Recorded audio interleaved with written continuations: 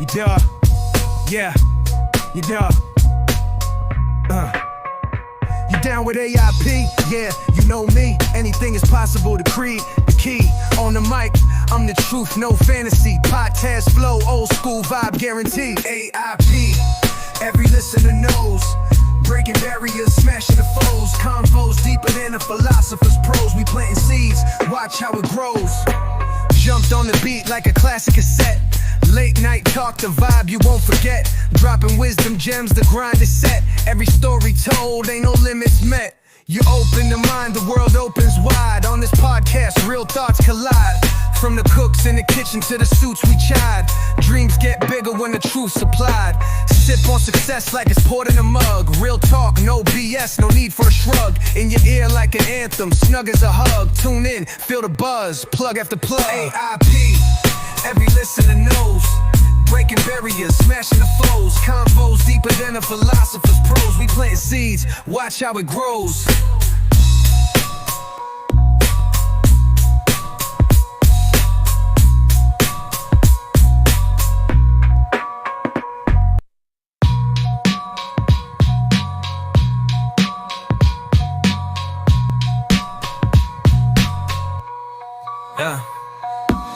A.I.P, every listener knows. Breaking barriers, smashing the foes. Convos deeper than the philosopher's prose. We planting seeds, watch how it grows. Watch how it grows. Watch how it grows. Watch how it grows. Watch how it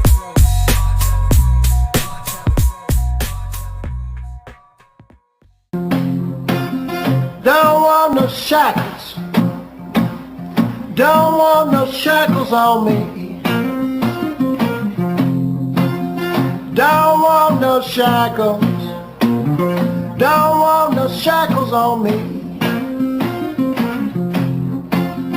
I sat down with Big Brother. Don't like those RFIDs. Got the blues about my freedom. Got the blues about tyranny. I got the blues about my freedom.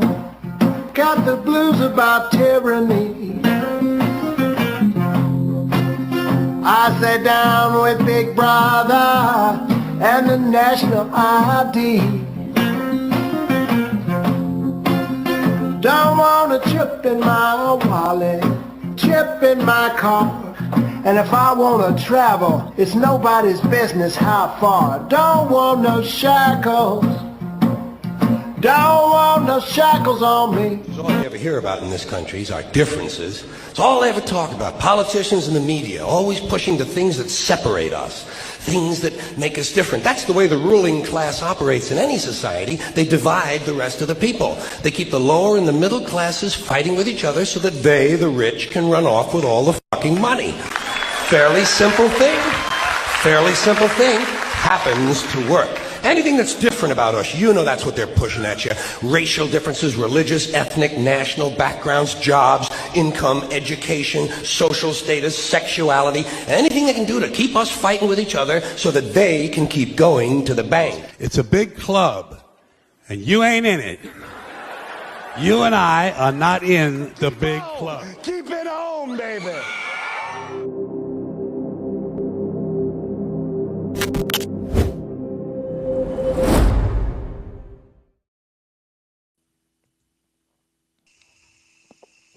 What's Ricky, up? dude, What's up? I'm so sorry I'm late, dude. I was having a little medical emergency. I'm not even joking. I'm still sick, so I had a coughing fit and I could not stop, bro. Man, you're good. You're good, man. I had to drink a bubbly drink. I finally got control, but oh my god. No fun getting sick during the holidays, bro. No doubt, no doubt. It's all good. I know. I figured I was like, man, I just talked to you earlier.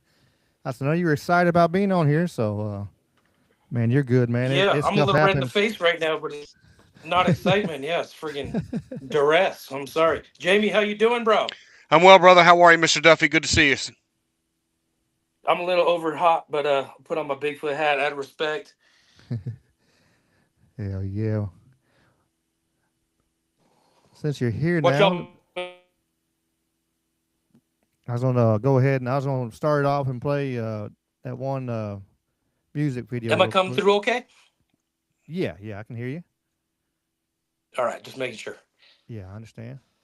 Let's hit your Sasquatch rap here real quick. We'll start the show off with this. This is Oh, great. God This is bless. this is great.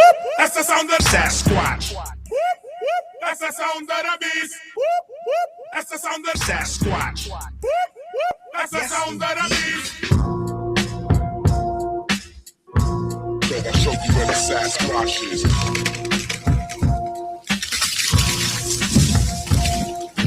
Pop goes the tree, Sasquatch poetry. I rep like a mascot, y'all know it's me. Notice me as I run for the hills. I go deep while you're gunning for the stills. You took a peek, but it came out as a blur. Could it be? Yeah, you're really not for sure. You know the T that I can jam your frequency. Think you're the man? Come in the woods and speak to me. In the evening we come out secretly. Yo, you get touched if you fall asleep on me. Do it frequently, like the sequel. We like to see you, don't like to be you. On the attack with the sun on my back, cause I saw you when you rolled up with a gun in the rack. You getting stunned and your man's getting smacked. I'm a dolphin, get you dizzy off of hundreds of clacks. You heard the thunderous slaps, you're gonna want to get back. I could tear apart your heart. You got a problem with that? If you start to react wrong, you ain't gonna last long. Whistle in my woods and it could be your last song. That's wrong to think Squatch don't got emotions. You're just an ink blot, you're just a notion. What's the commotion? Attack like Comanche. Coast to coast I scream like a banshee. Singing Nancy or if any other punks try and howling at the moon. High as fuck off that fun guy. Really a fun guy. You can ask Patty. She comes over sometimes to loosen that fatty. I stay in the cave, but you can stay in the grave. If you're blowing up my spot is what I'm trying to say. I could do this for days with my muscular waist. At the huckleberry bush, I took a couple of strays. It's the squawk again, you're getting squashed again. If your thoughts are obnoxious, I'm not your friend. It's the squawk again, you're getting squashed again. If your thoughts are obnoxious, I'm not your friend. Don't pretend that you're man enough to be standing up to me, man, my hang a busted tree. Who are these midgets walking in my woods? If you see me start to fidget, do you get it? Probably could, and I should. For the way that you're acting, snap a fat tree branch just to get a reaction. I'm stacking, and that's pounds of muscle. I get down on the ground and proceed to do the hustle. Undo the buckle, fold your clothes. Dude, you're lost, not found in the poking nose. It was an open close. That's what the cop said. On the advice of a psychic, your fam hopes you're not dead. You brought lead, oops, you shouldn't do that. Squatch gets fed, whoop, thought that you knew that. Blue, black, I bruise that, then I consume that. It's new to the humans, next can't get a few snaps. Who's that true slap happen to do that? Do get a clue, the ritual that include that. The new stack of sticks here, I'm click when I move that. The new guard dog of your lawn, you can lose that. I don't exclude that, you might try something. Everything to me is free, you better buy something. Hunting in my woods and I might get crossed. Hunting in my woods and you might get lost. I'm at the tippity, top of the food chain. Eat your boot leather, then I floss with your shoestrings. You shouldn't do things that could get you in trouble. You want a shot of squat, you can get you a double. If I hug you just a little too tight, my fault. I thought that you were looking for a fight. Good night. And when you wake, I'm gone. And if you forgot, just recite this song. Just run my shit with the train, come on. It's the squatch again, you're getting squashed again. If your thoughts are obnoxious, I'm not your friend. It's the squatch again, you're getting squashed again. If your thoughts are obnoxious, I'm not your friend.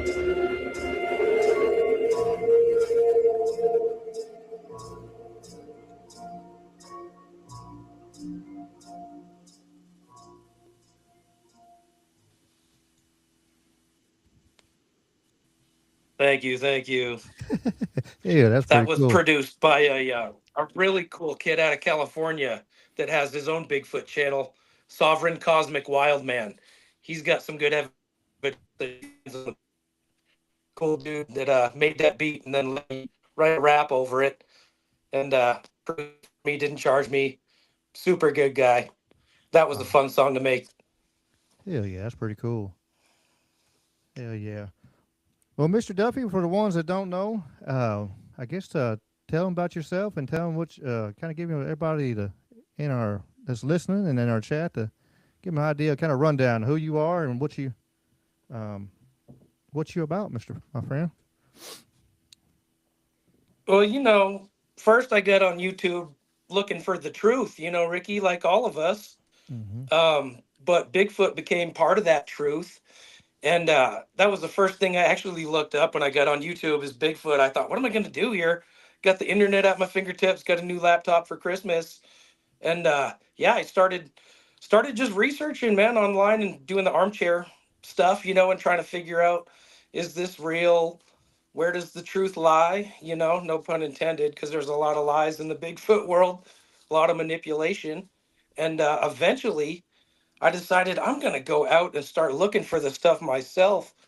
There's a kind of a funny correlation between my experiences too and you and your channel and your affinity for the masks. Because if you see the icon on my Mr. Duffy 81 channel, I actually was a manager at this thrift store for a while, and this mask came into the thrift store. And right when I saw it, I said, "Oh my God, that's special! I know got real human hair." And I just said, I popped the thing on and I took a picture of myself.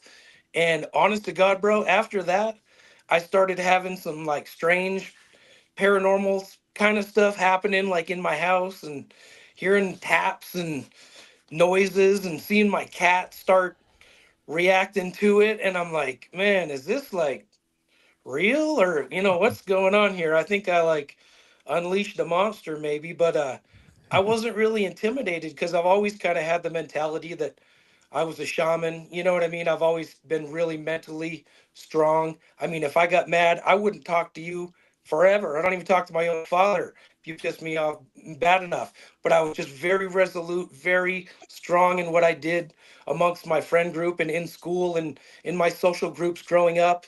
And I think that something in there liked me. I don't know what it is about me and Bigfoot. We've developed a friendship, kind of a mutual understanding, so to speak, over the years through all these experiences that I've had. But it really did, honest to God, start off on kind of a paranormal tip for me before I was even out researching and just realizing, wow, these things might be able to contact with you, have contact with you psychically if you are reaching out with your mind with that curiosity, that wonder, that belief. That's part of the humanity and what we are as humans, is creation with our minds, that you don't even realize the thoughts you have might lead something right into your life. And that's kind of how it happened with Bigfoot. Hell yeah, that's pretty cool. I seen I was sitting there doing my description and stuff like that, and I seen you actually. It started a podcast. Y'all had that one episode. I don't know what happened where y'all didn't get to continue, but I seen y'all started actually was trying to start a podcast and get unscripted, uncrypted, scripted. Well, How it's the story behind that was that was a brilliant name, but it wasn't my idea. And I got invited on, but eventually it was turning into something I didn't like, and I didn't really see eye to eye with the guy that started it. So he's working with somebody else and doing his own thing. I'm not gonna, trash him or throw him, because I think it's a brilliant name, and I wrote a yeah. funny podcast song, intro song for it and everything. But yeah, it was a good idea. But man, I get too political. I get too over the top. I try to connect everything, and I can't just keep it on one level with Bigfoot. I try to spiderweb everything and connect the dots. You know what I'm saying? Some people just want to stay on that train track. I'm more of an off trail kind of guy. No, I understand. I'm the same way. I'm over when I start looking at something. It's incredible. It's how everything just causes my brain to start kicking into gear and lose it late at night. James, what do you think about that mask? Uh, Oh, I haven't. I'll have to check it out. Another time I haven't been on. I haven't seen it as of yet. Unless it's on the screen right now. I don't. I'm not no, looking at it. But his story on it. He said on the mask where he actually put it on and made oh made yeah, and unlock. the fact that it was human hair as well is fascinating. Um, I do. I mean, there are so many accounts of masks having paranormal activity surrounding them. I hate to say that, Ricky, because of your situation there. But That's why I don't put mine on. yeah. Um, so that is very common. I haven't heard of that connected directly with Bigfoot, but wouldn't surprise me if that happens. I do believe that there can be psychic mind to mind contact just based on all the experiences I've read and heard about um, with whatever's out there, and so yeah, it's always fascinating. I think it's a type of masks are an item, and items can have attachments and or draw energy to them. So it doesn't surprise me. But yeah, that's amazing that started off as somewhat paranormal things and then shifted on to Bigfoot. Bigfoot. For sure, for sure. Yeah, I thought so. I've had a few kind of psychic experiences in my life as well. Like before I that ever happened when I was in college, I did a ton of meditation. I read this psychically transceived book called The Only Planet of Choice. And when I was reading that book, at one point I was walking to the blinds and I had like a psychic vision of what I was about to see. As I opened the blinds and looked, I saw a bicycle coming up to the bike rack and a guy and his girlfriend walking into the dorm, and I was like, what the hell? And then I flipped the blinds down and I saw the exact same thing that I just saw in my brain like 3 seconds before. And then another time I was sitting at a different dormitory on the third floor, was doing a meditation outside for about 30 minutes, just sitting there with my palms open on my knees, sitting there upright, envisioning this triangle from my head and my hands coming a point and just connect with the entire universe and free my mind of all thoughts. And I was meditating at that point. So I sat there for quite some time. And then I'd opened my eyes and I started thinking about a line in that book that I had read earlier in the and it said there are things on this planet that you humans don't understand, and it like the double that baffled me, and I kept thinking, man, that's a typo. What the hell? And I was just like sitting there thinking about it, and then all of a sudden, the erase marker came snapped in on the top of the baseboard, unlocked, dislodged, and started spinning. And Oh man. Uh oh. Yeah, we Are we lost losing Mr. him? Duffy. I was afraid that way he was kind of popping. Yeah. I could understand him though, but it was yeah, he's doggone it. That was interesting though. That was pretty. Yeah. Uh, he said he had a bunch of stuff, so it's gonna be fun. Um, but yeah, I see you in the chat. While we're waiting on Mr. Duffy, kind of there he is.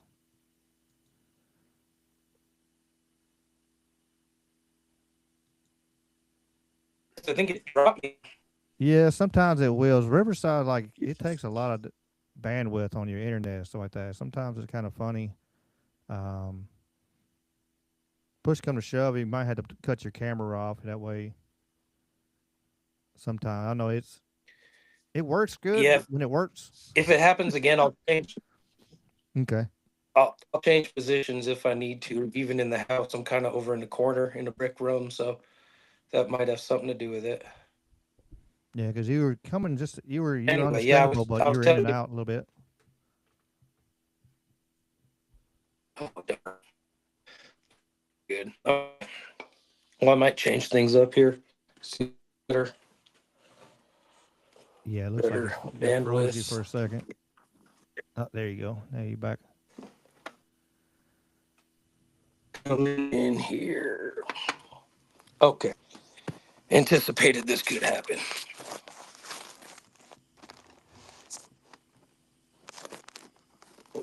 Right. Welcome to the living room. Hell yeah. Cool. Sorry about that.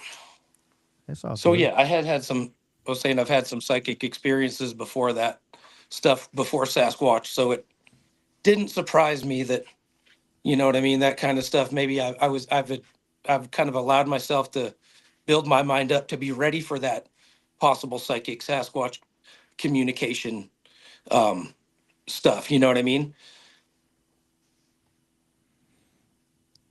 Yeah, no doubt. I mean, it's usually like there's some of the things like that where we're having, you have these other things happen, and it kind of it lets you know that hey, maybe you're sensitive. You can actually see these things, um, and then you dive deeper into the kind of rabbit hole.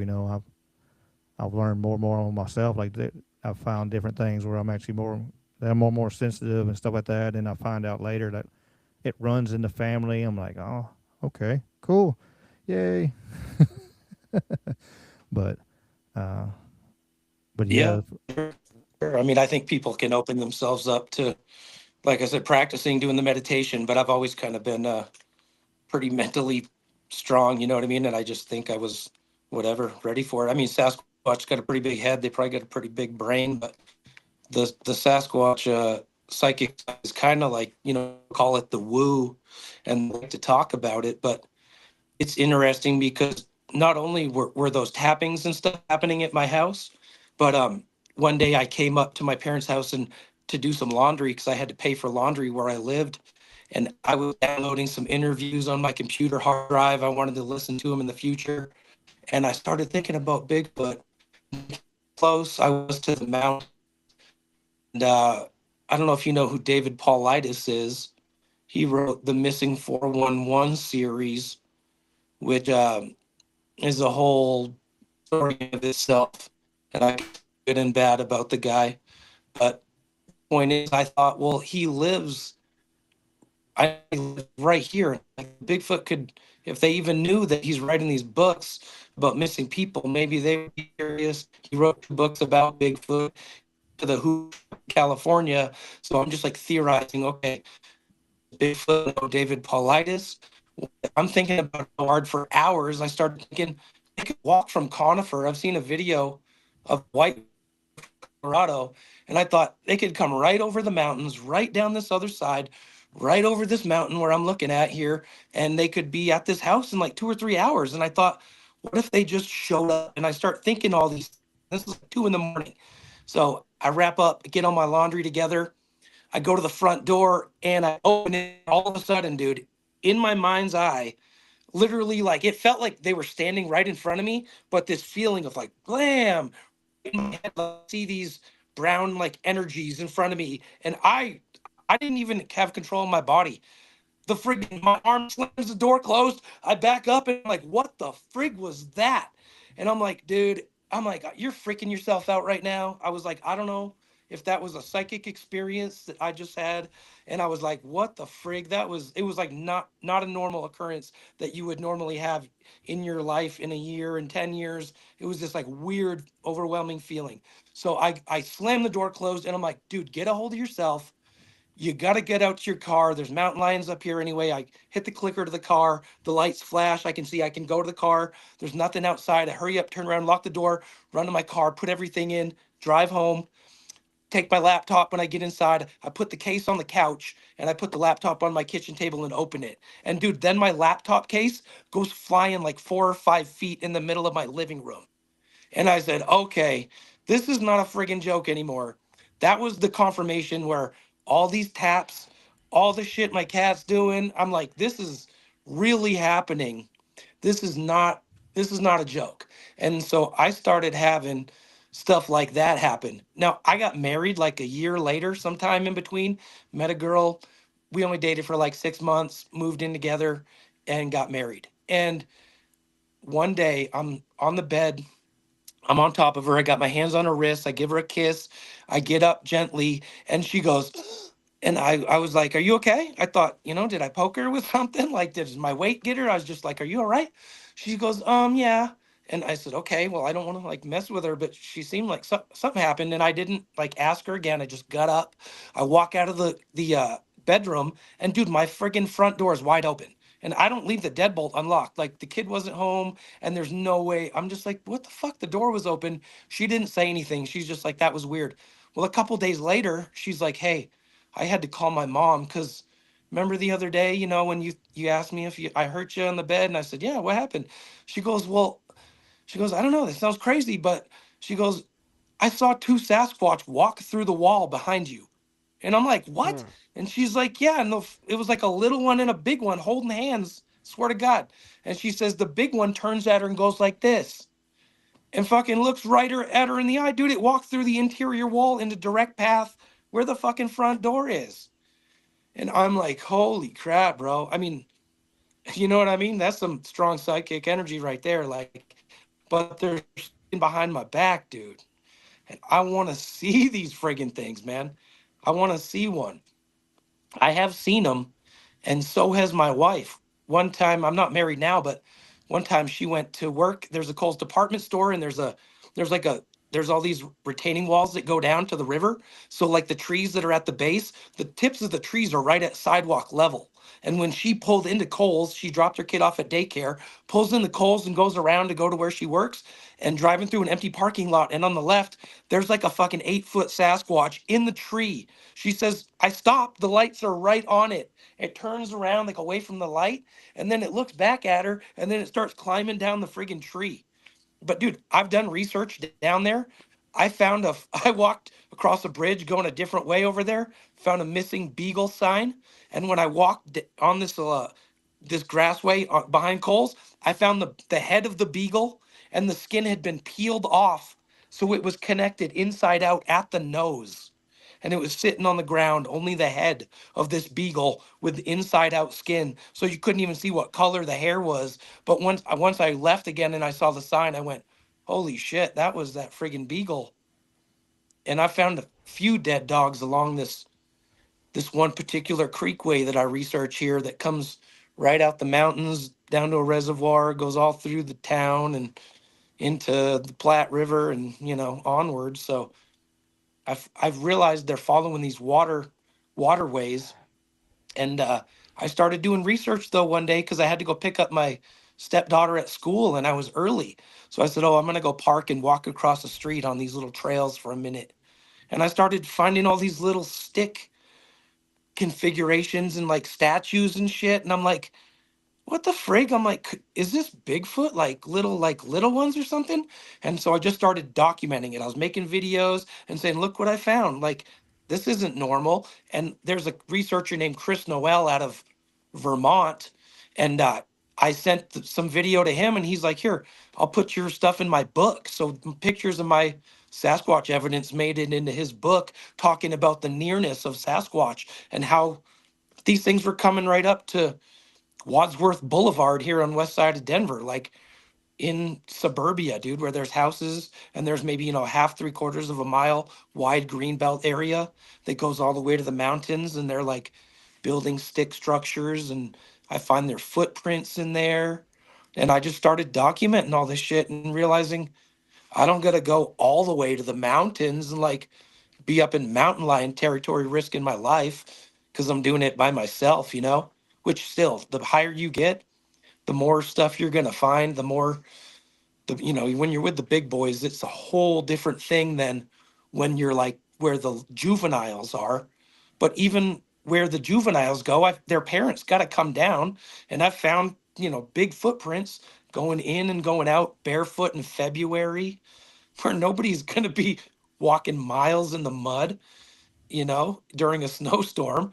And I'm just, dude, I've been so persistent and I've been able to document thousands, literally, I would say tens of thousands of Bigfoot tracks at this point because I found all the lakes that they go to. I wait till they drain certain reservoirs. I find places that Denver water will raise and lower the water level. I'll drive by, go to Home Depot, and I'll look over and go, oh shit, there's freaking 400 feet of mud for me to go out there and check. And, within days, usually the Bigfoot are walking out there digging for clams and mussels. And you can find where they dug in the mud with their hands and left finger marks. And I found where they sat down on their butt. I found where they went in all on their knees, 3 or 4 of them digging a big hole at a big state park here in the Denver metro area for stuff. You find a big old fish with one big bite mark out the side of it. I mean, that's pretty weird, I Hell found a yeah. lot of animal kills, dead dogs, front leg of a Boston Terrier, just a lot of geese. They eat a lot of geese, a lot of ducks. Found them, they stomp their heads flat, you know, kill a friggin' hawk even, stomp their heads, to different lakes, just kind of like the tendencies of what these things do. But it's not, I mean, I've seen them too. I've seen them with my own eyes. One time I found they make these teepee structures, You know, they look like a tent, like a teepee, right? Made out of all these sticks. They're pretty rough. Dude, I went back to one in like August. The grass was up, to my chest or something like that, my waist. All of a sudden, I hear an animal running. And I thought, boom, boom, boom. What is that, bobcat? Or like, I was listening to the footfalls. And then all of a sudden, it jumped up out of the grass. And I could see the spine. I could see the top of his little butt cheeks. I looked at the head. I could see through the hair. And it had this gray skin. Uh, it was freaking cool, dude. But it was only like it was like the size of a 2 or 3 year old, and that freaking thing told somebody else it ran like a gummy bear. It was gripping the ground and throwing itself, Ricky. I could hear it like grabbing the grass and friggin' lunging itself. Well, I've heard reports. I don't know if you've ever came across this, Mr. Duffy, but of them walking almost like spiders, where they do go on all fours and low to the ground. Even the big ones, the adult ones, as well. Yeah, I'll jump ahead a little bit. Um, so I started doing that research for years, but where I live right now, I saw one doing just that, James, and Okay. I didn't know what it was. I thought it was a dog, and it had a pointy head, and so I thought it was a dog looking upwards at the moon or something. And I thought, what the hell? And then I was going to my truck, and it was the width of the driveway away, plus maybe another 7 feet or something like that. And I pretended like I was still going to my driver's side door until I was about even with it. And then I took 3 quick steps across the driveway and I put my hands on my knees and I looked right down at it. And it was only like 10 feet away. And when I did that, I thought I was looking at the underside of its jaw. And it was like really bright moon out. And the light was coming out of my kitchen window. So at that point, it put its head down to the ground. And I thought I still was looking at I thought I was looking at the top of the head, but I was actually looking at the back of a Sasquatch head, like we were doing like a push up, with our faces to the ground. But I was looking Hmm. for eye sockets and ears. And then I went, what in the world? And it turned towards my house to turn away from me. But when it did, the light from the kitchen window, you know how like cat's eyes will like reflect at night. It Yes. had this yellow reflective layer, and dude, me and it were making direct eye contact. They looked like two half moons. I could see the difference between the pupil and the rest of the eye. And I mean, we made direct eye contact, and it turned and started to crawl away. But at that point, see, I had already saw its shoulders when I was looking at it, and I'm like, is this a dog? And then when I couldn't see eye sockets, I went, oh my God, this thing's got bigger shoulders than me. What the frig? And I'm like a pretty big dude, but I've been sick, so I've lost some weight. But I was like, what the fuck? And then I started tearing up. Like I was honestly in shock. And then I was trying to turn on the light on my camera, but I was like almost crying and I couldn't take my eyes off of it. And so finally I get my light on and I jog behind it but it lost me. But to see it crawl like that, the back stayed completely flat. It didn't undulate. If a bear runs or dog runs, it's going to have some kind of slinking motion. A cat even going Right. away on its legs. Nothing. It was so flat and it just went away and it was so slow almost. But I'm like, I couldn't even chase it. I'm like, what is this? And my mind was blown, dude. So because of that, it took me about 6 months, but I started a feeding experiment where I live. I already had tried to feed it for over a year because I found some animal kills on the property. I found two deer legs that were the front left and the back left with the ball socket of the joint pulled right out of the deer's ass with some of the tail on it, and it was stacked in a square. And also it was right next to these fake fire pits where they'll make a circle of rocks, they'll break up all these sticks and they just set it there, and it looks like a human did it. It's never lit on fire, there's never any charcoal in it. So I found that behind my neighbor's house. So I knew that there had to have been Bigfoot here for years. I've also found a raccoon that had the jaw snap sideways. So I know that's another thing they do. They rip the jaws of the raccoon open and it'll break it from the side. So one side will be connected like this, but so it's ripped like this. But then so I found a pile of feathers that was completely plucked. So I knew a bobcat didn't get it. There was no saliva marks on any feathers. It was all put in one pile. So I tried screwing a jar of peanut butter to a tree right over where I found that pile of feathers. This Bigfoot will not unscrew a jar. I could put the piece of steak in there. He won't take the cap off. If I set a cap on the jar and don't screw it on, he'll remove it and take stuff out the jar. I quit using jars anymore. But I tried to feed that thing for over a year. But then I switched sides of the house, and where I was feeding, tried that peanut butter, there's an automatic light that comes on for the stairs that goes downstairs. So I don't think that's necessarily a good thing either. So, but I have a stump that had a Native American face carved in it with a chainsaw. So I took that, which was somewhere else. I moved it over on the darkest corner of the property by my other neighbor, and I set a chocolate on it, just one organic truffle. And I opened it and I checked it every day. I looked for like a week, nothing touched it. Then I came home from work one day and I said, oh shit, something took that. I said, okay, I'll try another one. I put it out there, second day gone. Then I switched to lollipops and I started sticking lollipops out there, and the lollipops started getting eaten. And then I got DNA samples that I sent to Darby Orcutt at North Carolina State. I got this thing eating purple Tootsie Pops and leaving drool puddles on the friggin' sandstone, scooping it up with friggin' Q-tips, dude. I mean, like hardcore friggin' Bigfoot interactions, you know what I mean?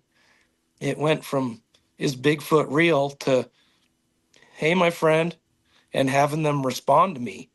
I've been 8 feet away from this thing where he's standing in the trees. I walk out to the gifting stump and then I realize, oh shit, I hear him.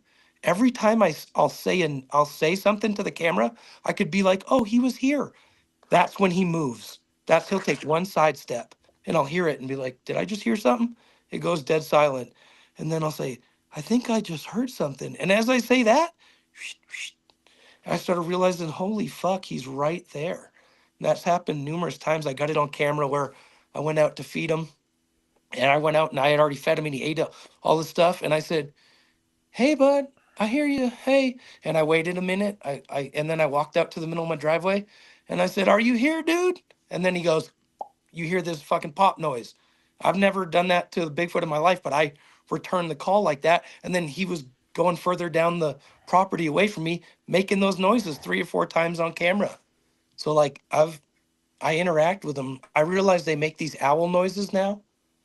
And I went out there. I mean, when you hear an owl going, ooh, ooh, ooh, ooh, like so deep where you're like, dude, that's not like a regular owl. And then I say, hey, my friend, an instant response in that super deep voice from up on this ridge, Dakota Ridge, where I live. This friggin' thing is, they're up, and there's a couple of them on different ridges. I'm starting to know their voices. I'm not kidding. I've been listening to them all December. Going out there, friggin' negative 12 degrees. I'm outside holding my fucking cell phone, recording for a half an hour. Because I'm just like, this is fascinating. There's 7 owls across 4 mountains all going, hoo, hoo, hoo, hoo, hoo, hoo, hoo, hoo, hoo, hoo, hoo. And you're like, dude, this is abnormal behavior. And then the one, which is the one I think I'm feeding, he's in the valley, coming up, getting closer, making a goose noise. Honk, honk, honk, in the middle of the night in this valley. Like, and I live on a cliff, so I'm looking down, a mile down on these things, making all these noises. And I pay a lot of attention, man. And it's been years now, but I've been interacting with them here at where I live. One night recently this summer, I made him a special treat. And I had some peanut butter in it and some different stuff. It was essentially like a little granola ball, honey and hemp hearts and all sorts of good stuff. Well, the first night I left it, I went out like midnight, 12:30. I decided I'm going to have a smoke before bed. And I sit out there, and all of a sudden on the right-hand side, which is totally normal, I see the motion light come on. But this time, I hear footsteps coming down the woods. And I said, oh my God, this thing is letting me know it's right here. And there's a pool right off the deck. It walked on down the hill, down the cliff, got to the backyard, stayed in the trees, walked the length of the short length of the pool above the diving board, and it stood right in the trees, right on the corner here, for an hour while I had a smoke. I stood up, I talked to it. I said, "Hey, you can come out if you want." There, I got some gates on my fence so animals wouldn't come up. So I kind of felt like, okay, that's safe enough. There's a barrier. I'm not going to go down there, and tried to get him to come out in the light. But just the fact that I sat out there for an hour with him, is like super special to me, that he'd let me know and he's let me hear his footsteps a couple times. One time I got it on video. I said, "Man, he came out and ate this food. I can't believe it." And it's right when I started doing it. And I said, "Well, I just feel good knowing he's here. It just feels cool knowing." And then that's when crunch, crunch, crunch, crunch, crunch, bipedal footsteps in the leaves in the scrub oak between the road and the rocks. And I'm just like, man, he's just letting me know, like, we're buddies. And that's why I think maybe they are psychic. Maybe they can feel, I don't know if it's the impression of my voice. I don't know if they can read my mind, but I just try to put it out there for them. They're picking up on me. Yeah, I seen Matt saw in the chat said that they do have plaster molds of fingers, Bigfoot fingers in like jars of Nutella, where somebody laid like open jar of Nutella out, and there's actually plaster molds of the fingers and stuff, which is wild.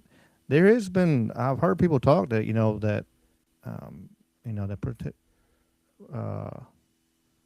possibly Bigfoot might be like a psychic, or also like you saw in the chat the other day, he was like interdimensionally or something like that.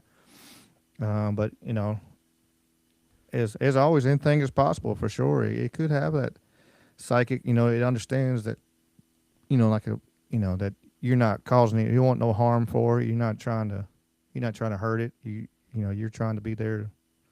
You're just trying to see it. You're not trying to cause it harm and try to kill it or nothing, like most people are. Yeah, I'm even a little critical of some of these podcast hosts that are so adamant about getting a location and getting a location. And I don't want to blow up the Bigfoot like that. I don't want everybody going there. I don't want people realizing there's mothers and their babies going to these locations all the time. I got one park pretty close to me where I got a fucking footprint as big as a Bic lighter, dude. That's a newborn infant coming down there with his brother, because there's another little bit bigger print. But this is where the moms are coming down and, coming with their kids at night from the elevation and coming down along this creek, and they build structures constantly at these locations. But yeah, I don't want everybody to be blowing it up and letting them know where they can just find them. Yeah, it makes sense.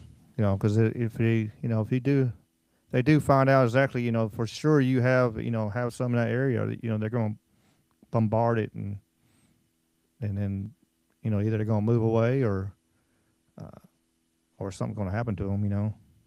And I'm going to tell you honestly, it makes me wonder sometimes, like, people say these things can be invisible, and they might have abilities where we don't even need to worry. Like, the whole thing with people saying we got to prove they're real. We got to prove they're real, Ricky, because we got to protect them. Listen, they don't need any protection, right? You don't protect mountain lions. You know what I mean? Let them be. They're taking care of themselves. See, I think they're the balancing factor in the ecosystem. Like, you could take out grizzly bears, and I think the Bigfoot would pick up the slack. You know what I'm saying? They're kind of they're pretty friggin' versatile. But let me tell you this. I know they can do things because of that story about them walking through the wall and shit. I went up to Bigfoot Days Festival up in Estes Park this year. I had this hat on, okay? I go up early. I arrive at sunrise. I eat breakfast at like 6:30, 7 o'clock at this restaurant. I think I got done at 7, and I had 2 hours until this festival was going to start. So I drove up to Rocky Mountain National Park, and they're charging like $30 to park in a goddamn parking lot. So I drove up and down until I found a little place I could pull my truck off the road for free, just a quarter mile away or something like that. And I'm not off trail kind of guy anyway. Don't want to go on the beaten path. So I pull off at this area. I find 3 deer pelts like just skinned deer, right? And I'm like, I don't find the deer, I just find the pelts. I find piece of an elk neck. I find a deer skull and some other bones all stacked on each other. Still got hair on the tip of its nose and nose on it and shit, you know, kind of a fresh kill. So I'm like walking up this wash after finding all this animal kill. And it's going gradually up, maybe 200, 300 feet. And then it swings around to the right. And now it's on this kind of rocky cliff overlooking where I was. And I'm looking on the ground, looking for bones, looking for stuff. Dude, from behind me, I hear boom, boom, boom, boom, boom, boom, boom, boom, boom, like 10 footsteps running at me. Like I, I fucking flip around like this. I'm like ready to grab somebody. I'm gonna fucking slam whoever this is. I'm like, you don't fucking scare me like that. I flip around, nobody's there. I thought it was a fucking human like running up on me. Like I was like about to friggin' kick somebody's ass. And then, dude, I just froze. I went, oh my God, this is friggin' Bigfoot fucking with me for 1 minute straight, dude. I stood there and I'm just looking for the predator, like shimmer, like some kind of movement, some kind of invisible something. And I'm like, what the fuck? And eventually I went up there to freaking have myself a smoke.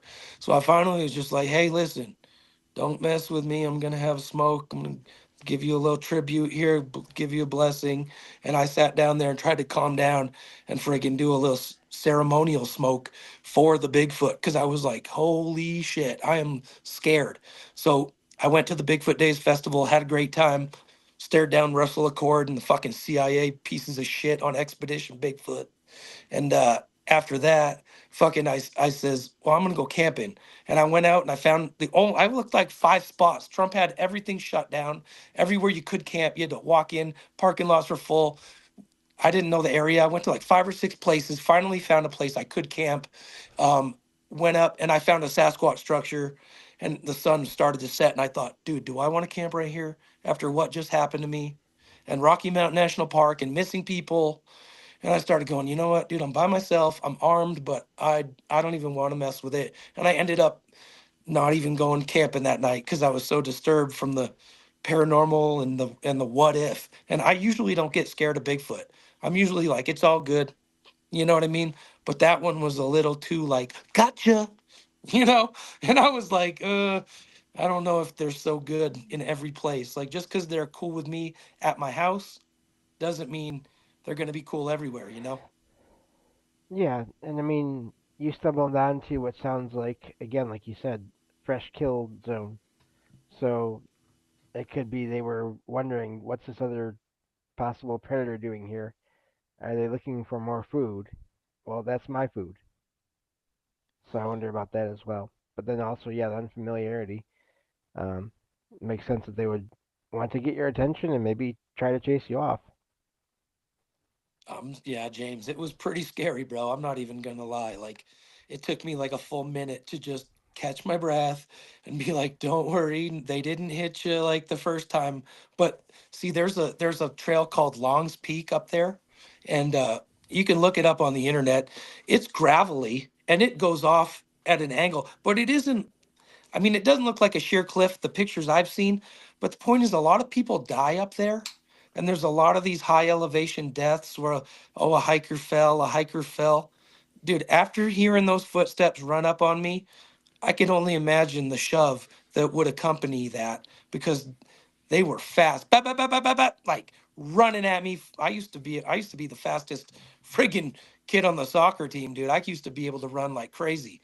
But these steps were powerful and fast, and I thought somebody had the jump on me. So it is just and intimidating when stuff like that happens because see, I've been feeding them at my house, right? I swear to God, 3 different times. When you're standing at your stove and you got the little light that you can flip and the little fan up above it, and then there's like a two-door cabinet above that. I got that feature here. One time I was sitting there and I'm like, I heard the freaking cabinet close right above my head. And I was like, I didn't hit that with my hat. What the fuck? I backed up and I'm like, okay, that was weird. I know that opened. Second time, I see it open above my head. And that's where I keep my Bigfoot food. That's where I'll go. Oh, I got a little bag of corn chips. I'm almost done. I'll give them all these, and I'll wrap it up and stick it in there. Or I'll whatever. I'll buy a candy bar and I'll say that's for Bigfoot. But I'll put the food up there. 3 different times I've seen that cabinet open and close. Um, One time I used to buy like a blue Danish butter tin of, like Danish butter cookies for Christmas. So I'm sitting there one time watching this video called Am I Afraid of Sasquatch by Utah Sasquatch in the complete dark in my apartment. And it's sitting flush. It's a round tin, cylindrical, sitting on top of my fridge. All of a sudden the thing's on my floor rolling on its side.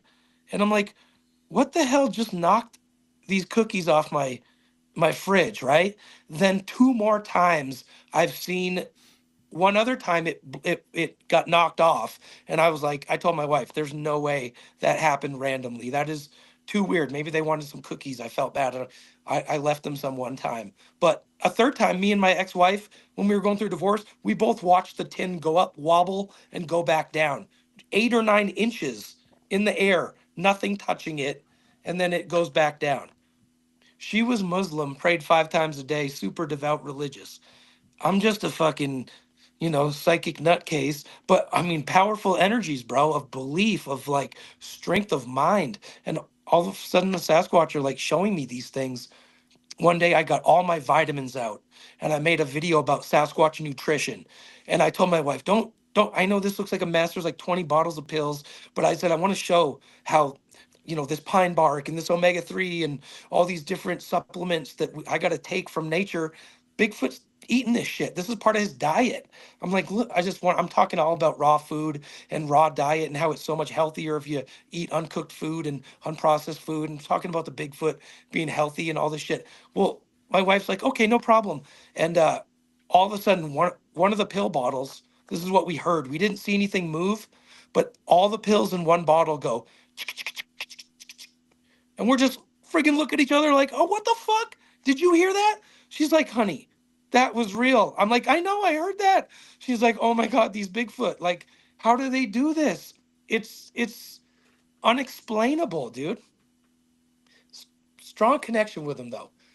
Their family was having an issue in Africa, and Bigfoot fucking solved it. Bigfoot quelled the problem between these family members because one of her like aunts or something is like wanting to kick some members of the, like, it's like 2 sides of the family living in one big 10-room palace on the ocean that that her airline pilot father bought this house. And so there's war in Somalia. They had to evacuate for years. They come back. They still own the house. The family's living together, and one of them's causing a tiff with the other side. And it's like my wife's on the phone, chip, chip, chip, chip, chip, chip, chip, chip, chip, and I don't fucking speak Somali, and I'm like Arabic, whatever the fuck they're speaking, and I'm like, what is going on? Why are you guys fighting for so long? What is the issue? It's pissing me off. And she goes, well, tells me the story, and I'm like, I'm getting mad, and this goes on for days. Well, one day my wife comes home and she's like, honey, guess what? She's like, Bigfoot fucking showed up in Africa. And I was like, what? She's like, yeah, in the backyard. She's like, there's a giant tree. She's like, it would take like 3 people holding hands to even like start to go around this tree. It's huge. And she goes, and the aunt that's causing all the problems, she's out back one day, like smoking or something, all by herself. And all of a sudden, from behind this tree, this Bigfoot with dreadlocks, black Bigfoot, leans out and just starts staring at her, dude. And she's petrified. She's like, what the frig? And she said this thing stared her down for like 10 minutes, never came out like at her, but just had her sitting in her chair, like freaked out. She called, dude. They called and they were like, "Please tell your husband we're so sorry. We don't want the Bigfoot to like hurt us. Please just tell him we'll stop fighting." They thought that like I did something like some magic, and they're asking me to make the Bigfoot go away, dude. What do you think about that? That's pretty wild. I mean, maybe like I said, that mental connection, and there's stories of Bigfoots all around the world. Different Yetis and Bigfoots, and um, I don't know. That's pretty wild. What do you think, James or Jamie? What do y'all think on that? That's Yeah, and if it's, I don't think telepathic contact is limited by physical constraints usually, and if if there are different versions of this is like, just like people, if there are different versions of these Bigfoot all around the world, um, I think that's an amazing idea that they could be in contact with each other, and and then if they're in contact with people and sort of feel what's going on with people, um, that's that sort of tracks with that experience because they could tell what was going on. Something was going on, and it was causing a disturbance in multiple locations. So, yeah, that's fascinating. You know, in the Native American culture, you'll find Sasquatch on the totem, Hmm. and every animal on the totem has a representation. And the representation for Sasquatch to the Native American people is truth. And that's something that I've strongly embraced all of my life because I had a father who was a liar and I never put up with it. And I saw through it. And it's been one of my missions in this world to stand up for truth. And I've been doing it forever. And I think that's also one of the connections. It's like the sword and the stone. Could anybody have put on that mask? Sure. Would anybody have had the kind of psychic response to wearing it? Not necessarily, I think. I think my mentality was ready for it. You know what I mean? I think I've groomed myself and I've prepped myself for my position in life, knowing who I am and embracing the truth, even to a fault. And that's part of the Sasquatch mantra, so to speak, to the natives. And just yeah, another interesting aspect of the tie and how it all might relate to me per se. And I'll just say this too, there is a very big need for strong individuals to embrace and voice the truth within the Sasquatch community because as soon as you say you believe, as soon as you say that you have experiences, the attacks will begin. They will try to belittle you. And I've lost jobs over this information.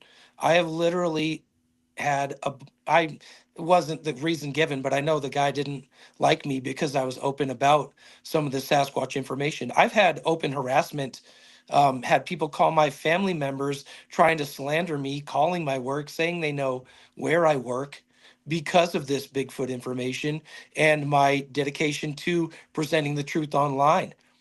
There's a guy named Rick Dyer who I believe shot a real Sasquatch behind the San Antonio, Texas Home Depot in 2006. And um, I was very adamant about presenting the case and putting it in the right context for the internet.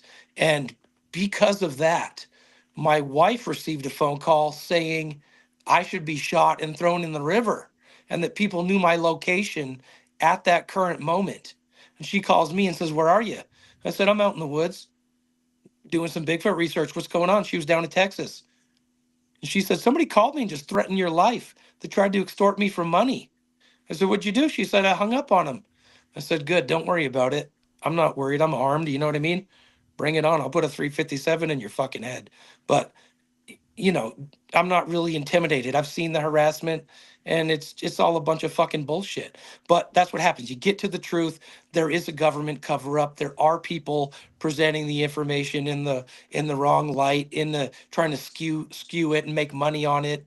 And it becomes a really tough playing field when you're trying to present the truth and you got people over here trying to sell Google ad revenue and have a podcast simply to perpetuate the same stories. You've got podcast hosts right now releasing almost verbatim the same episode by the same interviewee on the same day. And I'm asking these guys, Sasquatch, I don't even want to name the two names. Huge, it's not Sasquatch Chronicles. He's got some taste. These other guys pumping out an episode a day.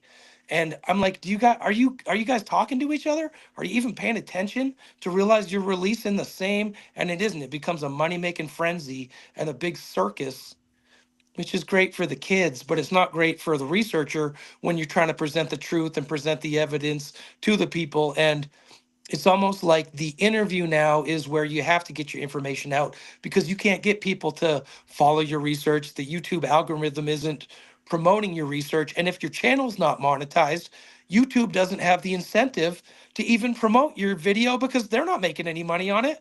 Why do they want to even put your video in the algorithm when they're selling advertisements at 123K views? You know what I mean? So it's a very interesting dilemma to be in, and it takes a strong character to keep presenting the information. But I've done it so long and so hard. I'm almost like I haven't given up on Bigfoot, but I'm not going out and seeking it out like I used to because I've been crystal hunting lately. I'm in the wilderness, going to mountaintops anyway, but for a different reason, hiking with a buddy, mining, digging holes. But as Ricky showed a few pictures, that's some shit I found this summer, just crystal hunting the last couple months. Some of these structures in the Colorado high country where you find that, Bigfoot's around. I'm familiarized with all their tree breaks now and some of the stuff they do. We were digging the other day and something whistled at me from an opposite hillside and we're on a mountaintop and I'm like, oh yeah, there's no people up there. I'm sure it was Sasquatch just letting me know, hearing tink, tink, tink, tink, and we're being all loud in the hills and it's like just letting me know he's over there. Yeah, But they're definitely I, definitely out there. I was watching this thing the other day, and it's like right after it was funny how it all kind of worked out together. But that the Sistine Chapel, they actually, I don't know if you've seen it or not, but the Sistine Chapel actually has Bigfoot painted in the Sistine Chapel. There's two caves, and you can see like Bigfoot looking creatures in there, and they're like, well, that's demons, but it don't look like demons. It looks like Bigfoot, and it was a lot of it was talking about the wood walls and stuff. Like a lot of the medieval was talking with the wood walls, and even Yeah. they were even putting them on the shields and stuff like that, and the emblem of that place. So it was trying to intimidate. Some of it have lions, and some of it from the old on the shields. You had a lion on the shield, but some of them had the wood rolls on the shield, and so it was, the people at the time actually really believed that was for real, that there was these people and these creatures were alive, and even the Pope in recognized. I'm trying to remember which Pope. Let me see if I got it noted down. One of the popes actually even said it, that was recognized, the Bigfoot, as a possible, offshoot of human, like a hybrid or something like that. Back in like the 500s or something like that. I'd have to look at. I don't remember exactly. I put so much information in my head. God, dog, it's hard to put it back out sometimes. I'll see if I can find it though. But yeah, it's pretty interesting that that how much folklore, but like I said, especially like you get back in medieval times and stuff like that, it's wild to see how much that it was, for sure was a guarantee they truly believed it, and was they actually understood it. And that was actually showed pictures. There's it was a pretty famous picture of like a knight going against the wood rolls, where he ripped up a tree, and you can see he's fighting with a tree. Really? And yeah, it was pretty neat. There's a podcast I always listen to, Freeman TV. He's just this hippie guy, Freeman, but he was always really progressive and had a great podcast. I haven't heard him in putting out a lot of episodes lately, but he used the wood woes in his show, and he had all these pictures of it, and I didn't even realize it, and I wasn't even into Bigfoot. I was all like into the conspiracy stuff, and then when I learned about the wood woes, I was like, oh my god, I've seen pictures of these, and there are some amazing wood carvings of those, and even the idea of a British Bigfoot, Ricky, I didn't like poo poo it necessarily. I was like, yeah, right, prove it, and I want to know if it's true. But that wood woes is what made me think maybe that's real. But in recent years, I've actually seen a lot of really good Bigfoot evidence coming out of Great Britain, structure wise, looking exactly like the stuff that I'm finding. Wow, that is cool. Yeah, it's amazing. Amazing. 14. The artist was 1473 to 1531. So around, you know, around the Well, this 1500s. it's He just like I read Beowulf in high school, never realizing that hmm that Grendel character might be just such a creature as well. yeah. Very He, interesting, the ancient European history of it all, though, because you don't hear a lot about European Bigfoot. But I've actually done quite a bit of research, and there are a lot of structures found in France, Spain, and Portugal. So on the Iberian Peninsula, Sasquatch definitely exists in my mind. And my friend Gigi, that was on the show earlier, she's in Finland, and dude, she started going out and she started posting structure videos, just showing what she found in the woods with her going out with her kids. And so I'm quite impressed. And there's a lot of stuff. I've seen evidence out of Germany of a lot of structures. They are definitely in Europe. oh, for Yeah. sure. Sorry.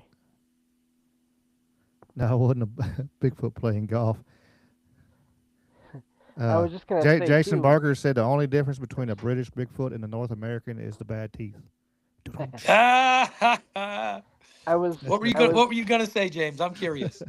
no problem. I was gonna say, for anyone that maybe isn't watching right now or can't watch or listens to a podcast version of this, just for if you haven't looked at into this before, the trees and those tree structures and the tree breaks, I've heard they are just they're too big for any one person to take out on their own physically without modern equipment, basically without things that are going to leave marks, like and so that's the most fascinating thing to me is it's not just branches that any person could break off of a tree.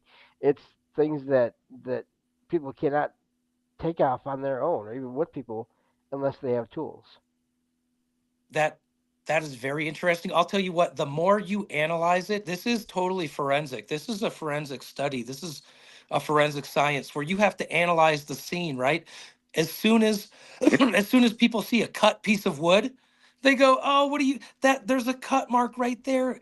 And I'm telling you what, in the national forest where I go, 10, 15 years ago, 20 years ago, fire crews have walked through there after a fire, cut every deadfall tree. There is so much building material out there that you can easily use a cut piece of wood. And the Bigfoot do it. I'm going to tell you what, they are this smart that they will do plausible denial, so that even if every stick, James, has a snap mark at every end where you say, look, at everyone is broken by hand, none of them are cut, they'll go in this greenbelt area, they'll go find like an Aquafina bottle and toss it in there. Yeah, I've And heard of people that and too. people go, "Oh, well, there's a water bottle. Duh, it's homeless." And I'm like, "No, that one little clue, was their alibi." And it just they get away every time. So Yeah. another thing they'll do though, they'll build on like a bent tree. So you'll see bent trees in the forest all the time, an arched tree. But then what sometimes you'll come across and there'll be a structure and all of a sudden they realize, oh my God, this is built on a living pine tree that's been bent and curved in the forest years, days, months ahead of time. And these things, the forest is their environment. These trees become their property and they're doing whatever they want with them. And it's just so fun to analyze the forest. I grew up in New Hampshire, second most forested state. I'm a woods dude. I was in the woods every day, all the time, growing up in the forest. So I know the forest. I know the trees. I've worked for arborists. I do tons of brush cleaning and tree cleanup and work and stuff. So I know how the stuff breaks. I know how it operates. I know how hard it is to move some of this stuff. But the feats of strength that I see Bigfoot doing are uncanny. I'll find where they must do a palm hit on a tree and they will explode a tree and it'll be in four pieces. I mean, it looks like when you shoot a shotgun shell and there's just a blown up piece that's left and it's a standing tree. And I'm just like, oh my God, the impact force But yeah, to do the forensics on some of the stuff what these Bigfoot do, out of this friggin' world, brother. And there's a lot of them here in Colorado. I'm gonna tell you that.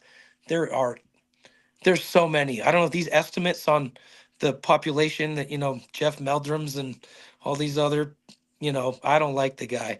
I think he's a paid bribe taker to tell, you know, give his opinion, which is a bunch of shit. But I think the numbers are way bigger than anybody realizes. Well, it makes me think of how whenever, from what I've heard, and again, I'm not an expert on any of these things, but from what I've heard, whenever anyone does send in any kind of evidence they found, it's always inconclusive, or sometimes it even gets lost. And people say, "Oh, we don't know what happened to it." And it's just like you hear that over and over again, and after a while, it's like, "Sure, you don't." I don't know. Yeah. I think there's something to that. Oh no, you'll hear some fishy like DNA results too. They'll be like, "Oh, it was a wolf and a bear," and you're like, "Nah, you don't think so." Or even, the hair analysis to begin with. See, that's how GenBank works. They can say it's contaminated, or if Hmm. they're gonna fudge the science. That's the whole thing. The scientific method is real, but humanity is flawed. If you had robots doing this, the robots aren't going to lie. But the human ego and the human ego attachment is a killer to the truth. Always. So we can't get a straight answer in this world. People and their expectancies, their denial. So yeah, never a true. Melba Ketchum is a hero of mine because she did a Sasquatch genome study, and she had pioneered methodologies of extracting DNA from hair and teeth. Um, so, if you have a saliva or blood, sure, it can become contaminated, and then you can't you can't clean the blood so easily. But she could clean a hair, wash a hair down to nothing, and then get that pure DNA extraction from it. And she actually tricked science. She sent all her samples out to a bunch of different universities. They all independently tested it, and they were emailing her back going, "Did you discover a new species? This isn't in GenBank." Totally legit. But then once she said, "Well, these are Bigfoot DNA samples. Don't use our info. Don't say our name. We'll sue Yeah. you. Don't, and all of a sudden it's a big, oh, I can't talk about this. And it's the stigma. So it's breaking down though. It's breaking down over time. I think the TV shows maybe help a little bit, but then I allude to like CIA on Expedition Bigfoot, which is a bunch of bullshit. It just screams a government cover up. And then like you see a show like Expedition Bigfoot where they'll have thermal footage and they show you a split second little teaser, and it's so insulting. If you have a full thermal image of a Sasquatch walking, of a Sasquatch crawling, show it. You're not making any money on it besides on the TV show, so why not just present it to the public? But it becomes that little, here, you want to see it, a little peek, and it's like, let me get a good look at it, let me hold it." And then they're just playing games, and it's a bunch of BS. Those TV stations all need Well, the royal treatment. they gotta make money and make it kind of all them shows and stuff. He's like, I used to watch a lot of them and it's like, but they never find anything. Every time he was like, yeah, never mind, But I seen Jason Barker said him. Have you invested in some thermal goggles for be Not able to see them thermals. or Somebody sent me an infrared Bushnell scope. I sent them some plaster prints, and I didn't know I was going to get anything in return. He had a Native American friend. He says, "Hey, my friend would really love a casting." So I sent him like 2 or 3 castings so he could give his friend one, and they sent me this Bushnell scope. Well, I tried to use it the night that I saw the little Sasquatch outside the house here, but I know that the geese, like when I use it, dude, I can make a whole flock of geese take flight at fucking midnight if I'm not Hmm. careful. They'll start going honk honk honk honk and freaking out. So I don't like. I know the Bigfoot can probably see it as well. But one night I got home. I worked a job and I got off at like 1 in the morning or something. I got home so late, and one of my family members was up and said something rude to me, and I was like, you know what? F you, I'm leaving. And I just got right back in my car.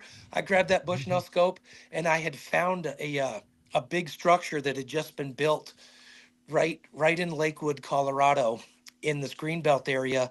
And I says, I'm going to that structure. There was a duck wing. I swear to God, there was a duck wing. You could see the teeth scrape marks on the bone where it ate the meat off the like the chicken wing.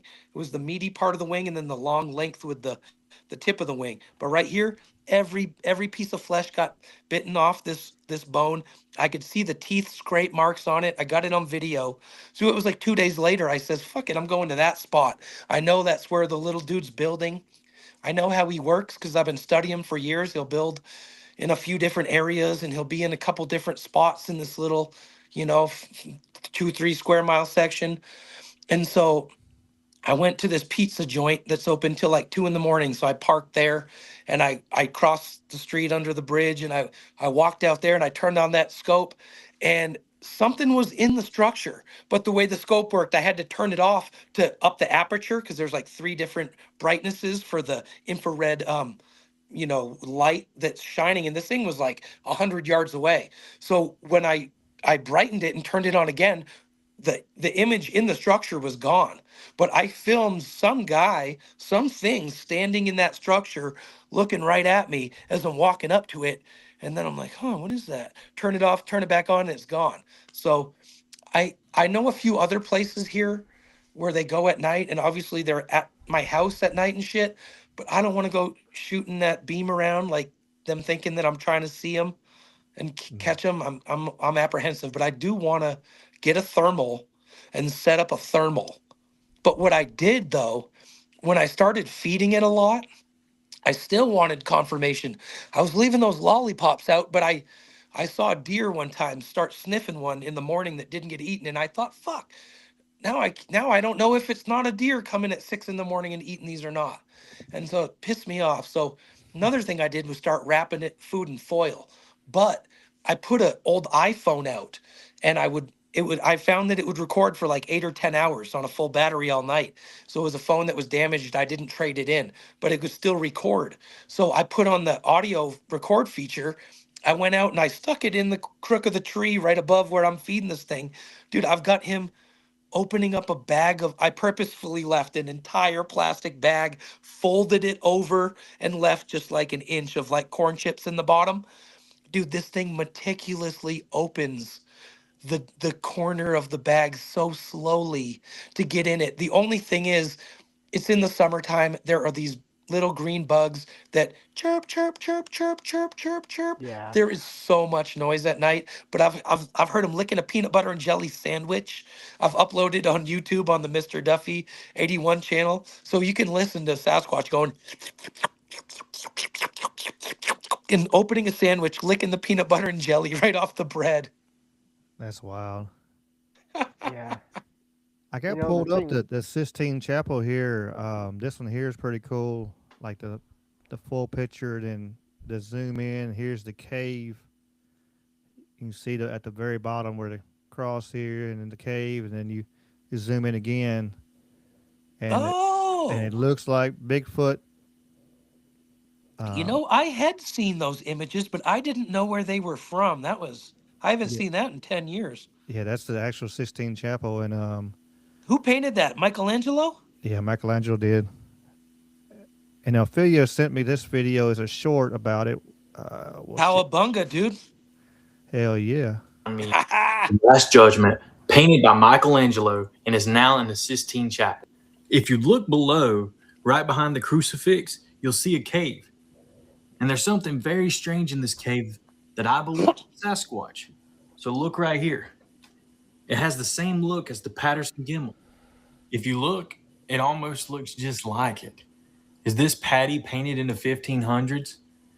Is it the fallen angel theory showing that why Bigfoot would be in this cave, hiding from hell and hiding from the Last Judgment? Tell us what you think. Drop a comment. Hey, you want to know the truth, though, Ricky? You got to be careful about those guys right there, those Squatch watchers, because they are perpetuating hoaxes. They took a video of some African kids playing and pulling this tree down and launching themselves up with it, and they put it in real blurry real grainy. They took the color, put it way down, and they uploaded it to get a bunch of views. And then the real video came out, and I was like, these MFers. And they've done a few different hoaxes recently where they're putting out fake videos and making fake claims on it. And those guys are full of shit. And they can all kiss my ass. Oh yeah, there's a lot of them will be doing that. It's No offense to you, but I'm gonna tell you what, the Southerners, you guys are a fucking cult. I can put on you can put on a Southern accent and tell them, guys, come on, quick. Your mama said I need to pick you up, and you're gonna fall for it 99 out of 100 fucking times. They put on this fucking sweet Southern accent. I swear to God, I'm just letting you know, these motherfuckers are manipulators. it's just the relaxing sound of it. You know, Southern voice is just like, you know, Hey, it's just I love uncle. a Hey, Southern it's like, belle, but yeah, it's like it's just your uncle or something. I guess I don't know. Maybe that's, but it is.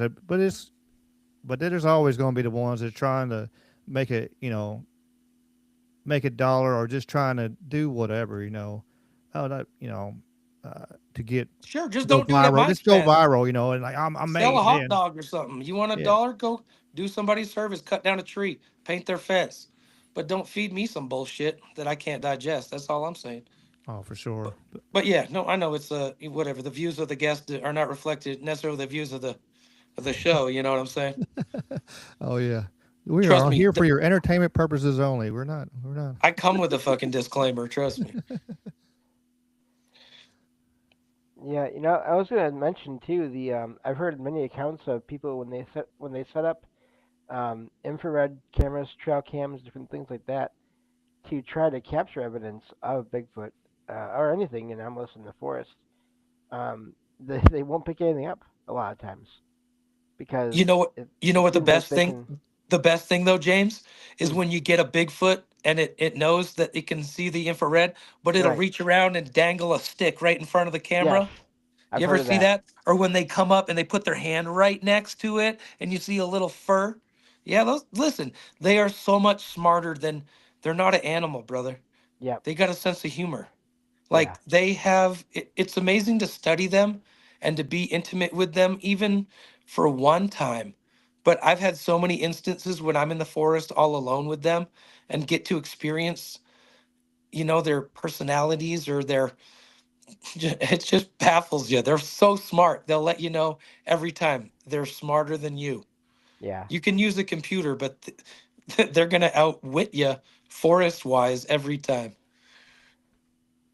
Well, I mean, that's their home. That's what they're used to. They're gonna know how to get around and manipulate the forest and be able to get in and out. And even if they don't like just disappear, you're able to do that. They'll be able to hide through the woods and you ain't gonna be able to see it. If you're not used to, you know, what kind of who knows what kind of eyes or something like they have, so they might be able to see in the dark better. Kind of like a cat or something like that. They might have been Oh over yeah.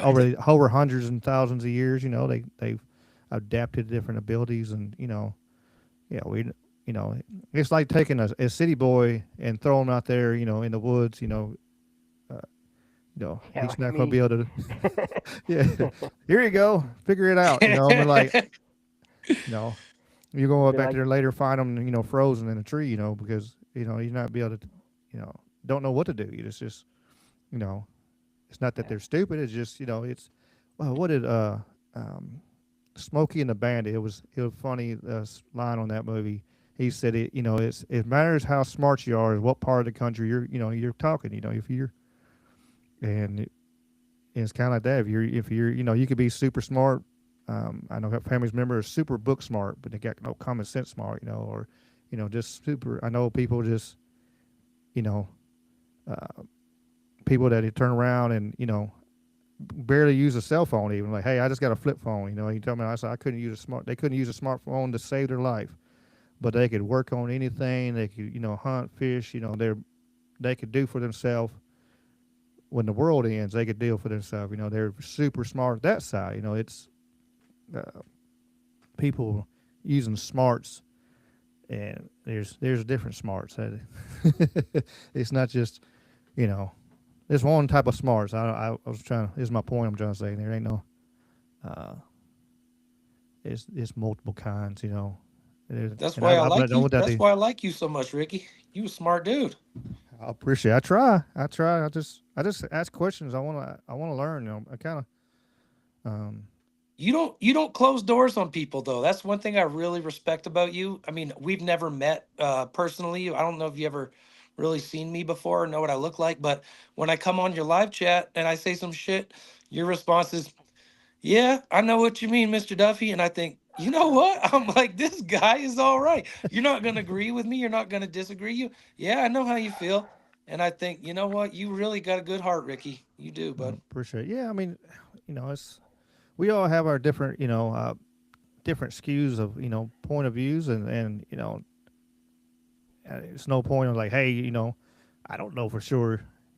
Everything I say, I know I'm right on I'm wrong on some things, but that's what my goal is, to have like have an open discussion, be able to talk, because like so many people don't, so many people just don't have the opportunity to talk about things, and that's the only way we can figure stuff out and learn and have a place where everybody can come together and like have an open discussion. Where just you're not like super judged or anything like that. But I appreciate it. Yeah, it's just been my goal for me doing this, and especially since I've gone live, is just having an opportunity for and so many different people, different and I've been really blessed with this. I've had people from Australia and South America and England and um, all around the world, and it's like, holy hell, people are listening to me all around the damn world. This is crazy. I just still blows my mind. Really, it does. Like, but I appreciate everybody's here, and like I said, the chat's been rumbling and going off. They're having fun today, and I don't know, everybody's enjoying having you on here today too. Oh, thank you. I can't see any chat or anything because I'm on, whatever Yeah. platform this is. So yeah, usually when I've been live where I can see on StreamYard, I think you can see the chat, but not on this one. So glad everybody is enjoying it. Yeah, it's different, like, because some stuff works pretty good on here. On Riverside, it works really well. After the show, I can actually it'll make my own shorts for me. It'll turn around and chop up Cool. parts of it and give me shorts and stuff. It does a lot of cool stuff like that. But like, yeah, it won't, for some reason, YouTube and it don't want to play along. So I had to actually put it in a different way. So it don't put none of my chat. It don't tell me all the people are live. But Sure. it works really well. Because I stream on a lot of different platforms. For price for everything and all the other Right. stuff it does, I can't beat it. I can't go nowhere else. Like StreamYard, I can stream to two places, one place, or they want $50 a month to go. Right. And I'm No, like, I get it, brother. no. I get it. It's like, Well, no. the money I thing don't make is money. Yeah, I don't make no money doing this. no, the money thing is a big aspect because I'm flattered to be on your show. But my joke lately, you heard me allude to the circus that's created by some of these podcast hosts that are trying to release a show a day and push the envelope with some of the stuff. But my thing now is like I'm starting to kind of harass them, and I'm like, how much you guys paying for an interview now? Now that you're selling corporate advertisements, now that you don't have to work anymore, now that this is your full-time job to sit here on the phone and you're making money perpetually. You might get 1,000 listeners this year. In 10 years, you might have 25,000, 100,000 listens. How much ad revenue are you making on my stories? And what's my cut? That's the big joke. So I'm only giving interviews to genuine individuals like you who don't have this cookie cutter format that say the same thing to every guest every time. Sasquatch theory and Bigfoot society. One of them says, "Oh, I don't want to waste any of your time, so let's get right into it." And the other one's just like, same shit. Just get right in and you start telling your shit, and it's like making you money. It's not even an interactive. It's not an interview anymore half the time. So it's nice to actually refreshingly talk to somebody who's got some opinions, got some interesting things to bring to the table, and you're not just trying to, it doesn't feel like a police interrogation. Oh no, no. I had somebody message me the other night and I really appreciate them tell me, it's like it's because I try is like, I don't have no script. I can turn this camera around and show everybody. I don't have no script. I don't have no idea. I just got a couple random stuff in my head, like, okay, cool, and and then I've been watching and reading, doing some research too, just kind of, you know, for this tonight, just kind of, tighten me up on some of Bigfoot lore and stuff like with the Sistine Chapel and stuff. It's like, man, I've been looking into stuff like that just to kind of, for I can feed back and forth. But yeah, just being genuine and just this is real. This is me. I'm not fake. I'll never be fake. I used to get in trouble at work all the time because when I used to work at, because they sometimes they like to reel me, and then sometimes they would turn around and they wouldn't, because I tell them how it is. Either way, how I feel, and it is what it is. Uh, but yeah, it's been fun so far. What do you think, James? We hadn't had to get a chance for you to talk for a second.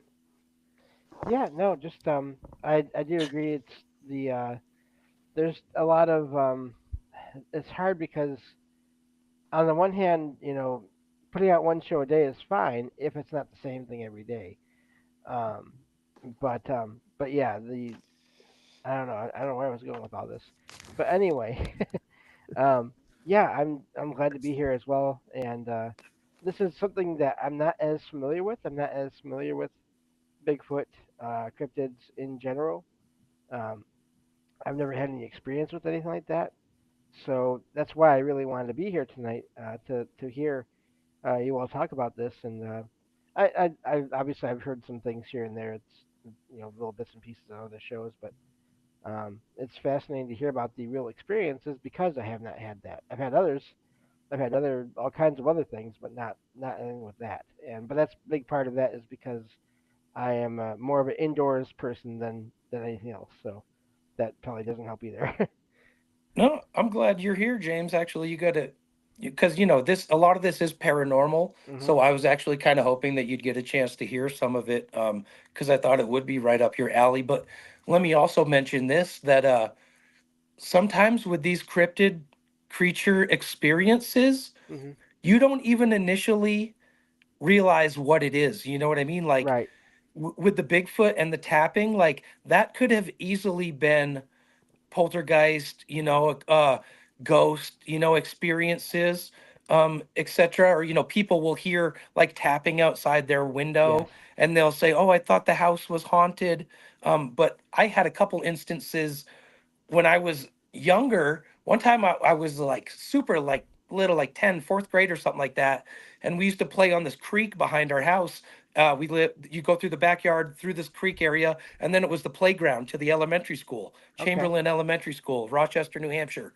So I lived on Franklin Street. And one night I stayed way too long I stayed too long at the playground, and I came home and I couldn't walk across the logs that went across the creek. I couldn't see. And if I fell in, it was like a 6 foot drop into the drink. So Oh. I was like, oh shit, I gotta go all the way down to where the creek like went out into this marshy area and I could walk through and get my feet all wet. And dude, when I did, I got so scared. I ran home. I jumped headfirst over the fence, landed in the leaves. My sweater was full of shit. My mom goes, "What the hell? What's wrong with you?" I said, "Oh, there was a monkey." And she's like, "There's no monkeys in New Hampshire." Hmm. And I said, "Well, it was black and it was like on the ground running." And she's like, "Oh, it was probably a rabbit." But dude, looking back, 100% that was probably a friggin' little Sasquatch that scared the shit out of me because it's pitch black and it was like 3, 4 feet away from me. And I'm like, ah, fucking Yeah. And that's gone. the thing with all this too is, as I always say, many things can appear to be similar and have the same things happen. You you you're mentioning the tapping and all that reminds me of a couple of stories I found for here I go for my own podcast, Salcedo Paranormal. Uh-huh. I'd share I find reports of experiences online and I shared them.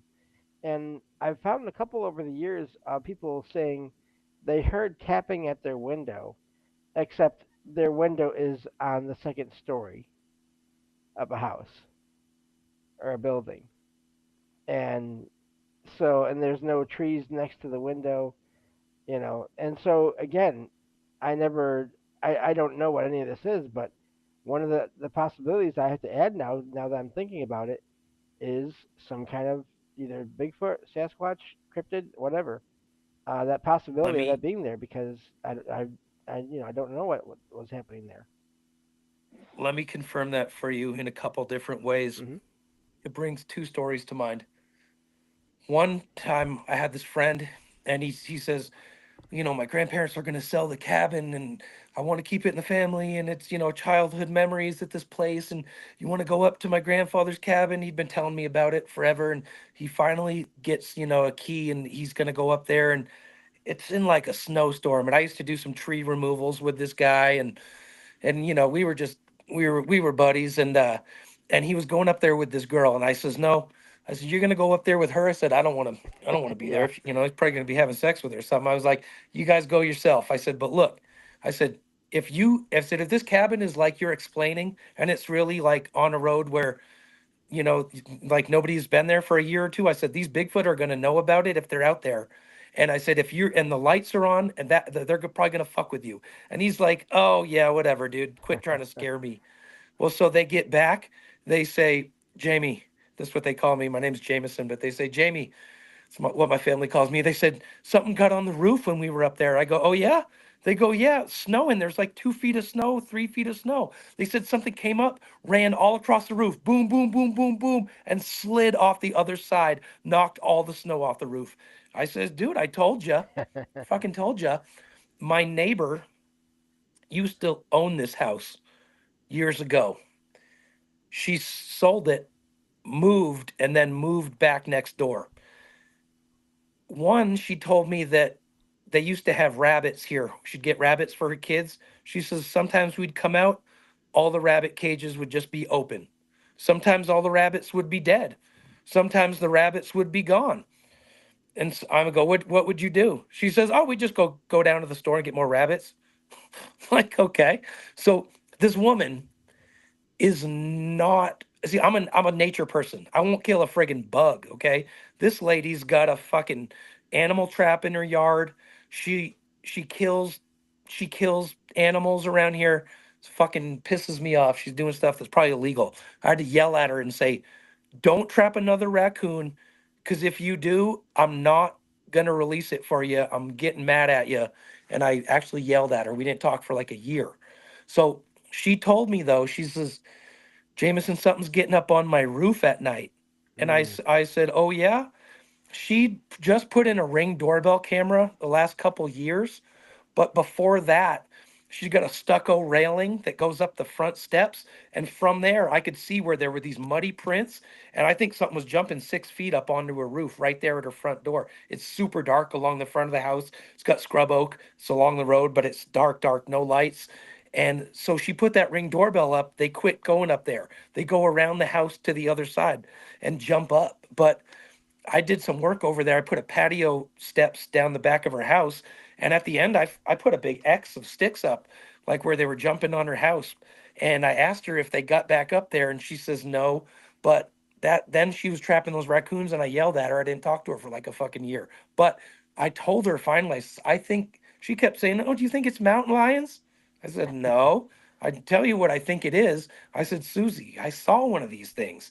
And then she's like, oh, maybe, she kind of like looking at me like she thinks maybe I'm lying, but I'm, I never lied to her about nothing else. And I said, well, something's getting up there. What do you think it could be? So, and she's like all scared, telling me, "Oh, I got a gun." I said, well, they never hurt you. They're not gonna, but they mess with her she hears them walking on the roof above Yeah. her. And that's second and third floor stuff, dude. So they definitely will get on your roof. Luckily, they're not getting on mine over here, but we're good to them, but you just never know.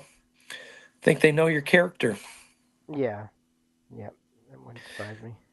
Yeah, I Yeah, think they pretty. all got an aura, but people, it's like animals and kids and stuff like that. Everybody has an aura to them, in the essence that you can see that, um, if they're a good person or they're, there's something wrong with them. You see that. You'll see animals, you know, despise somebody. No matter what they do, they will not like that person, and you find out later they're evil, or kids or like, and then on the other side of the coin, you'll see like kids will walk up straight up to whoever and animals and everything is like there's an aura and a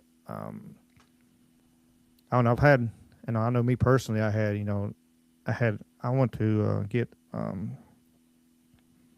Ricky done, and he was like, "You just have I said, you just have this light about you," and I was like, "Okay." Yeah, I still kind of this day is kind of like, I don't know what you're talking about, but there was so many. I've had so many situations like that happen. Like, hey, you don't understand about the light or whatever. So there's I believe they could, if they're as sensitive as they, it sounds like they are.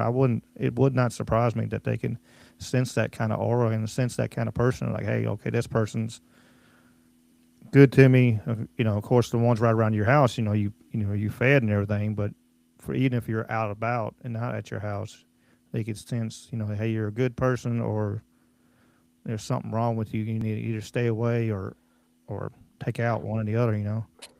I've even thought, do I have these Bigfoot with me, like as kind of like as my guardian angels, kind of a thing? Because no, I love animals, but I've had some dogs, and I'm not a bad guy at all. I've had big pit bulls lay down and piss on the floor right in front of me before, where I'm like, "Hey, sorry, dude. First time I meet this dog, and I'm super into Bigfoot, and I'm always thinking about Bigfoot. And then I'll just go in, and all of a sudden they're looking at me all scared and getting behind a table, and I'm like, "Holy fuck, this dog is scared of me." And I'm like, "What the fuck?" And I had a psychic reading with a woman named Lee Cook. She is a world renowned psychic in Boulder, Colorado. And I didn't know what to expect. I was gifted this reading because somebody else couldn't attend and it was already paid for. And so, I was told, "Hey, you want to go to Boulder and have a free psychic reading with somebody? I've already paid for this." And the other person couldn't go. And so I waited for the first person to have their reading, and I sat outside the house for an hour. First time I'd ever been to Boulder, Colorado. Just moved to Colorado as an 18-year-old kid. And I go in the room with her, and very soft spoken woman. "Hi, Jamie. Hi, nice to meet you.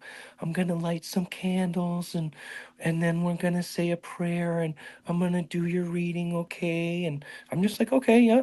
And all of a sudden, dude, this lady, I mean, I'm telling you, like, she lights some candles, dude, and spiritually, like, the room went dark. Like, I don't know how this happened. I've never felt this in my life, but the entire ambiance of this room just like shifted.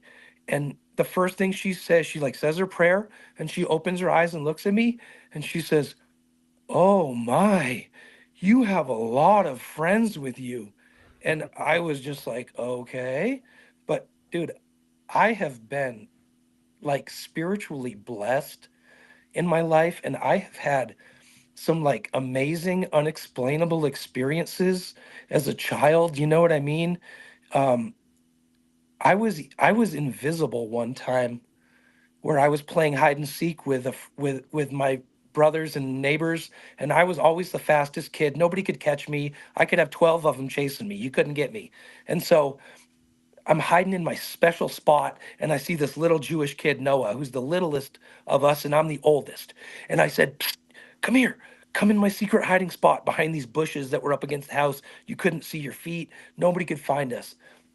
So eventually all the kids are like, "Oh, come on, we're going to give up if you guys don't come out. We're getting tired of looking for you." It was a big apartment complex where we're playing.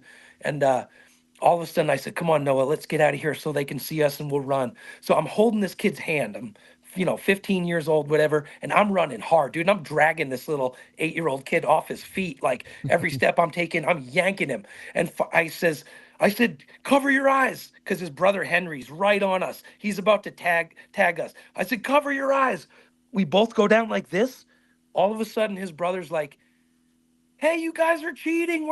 And he's talking to himself. He's going, he's like, "Where'd they go?" He's like, "You can't go in the woods." And dude, I'm laying in the grass, the mowed grass. I'm looking at his feet 5 feet away. He's standing right in front of me, can't see me and his brother on the ground, holding hands, covering our eyes like this, looking above our foreheads, our forearms. And dude, they ran away. He ran away. He comes back with all the kids. He goes, "Where were you?" Me and this little Jewish kid just look at each other, start cracking up, dude, almost pissing our pants. We never told. We would look at each other and be like, "Remember that time?" but we never told anybody we were invisible. We never claimed it, but we both knew, dude, we were invisible. They couldn't see us. Somehow it was like fucking magic, dude.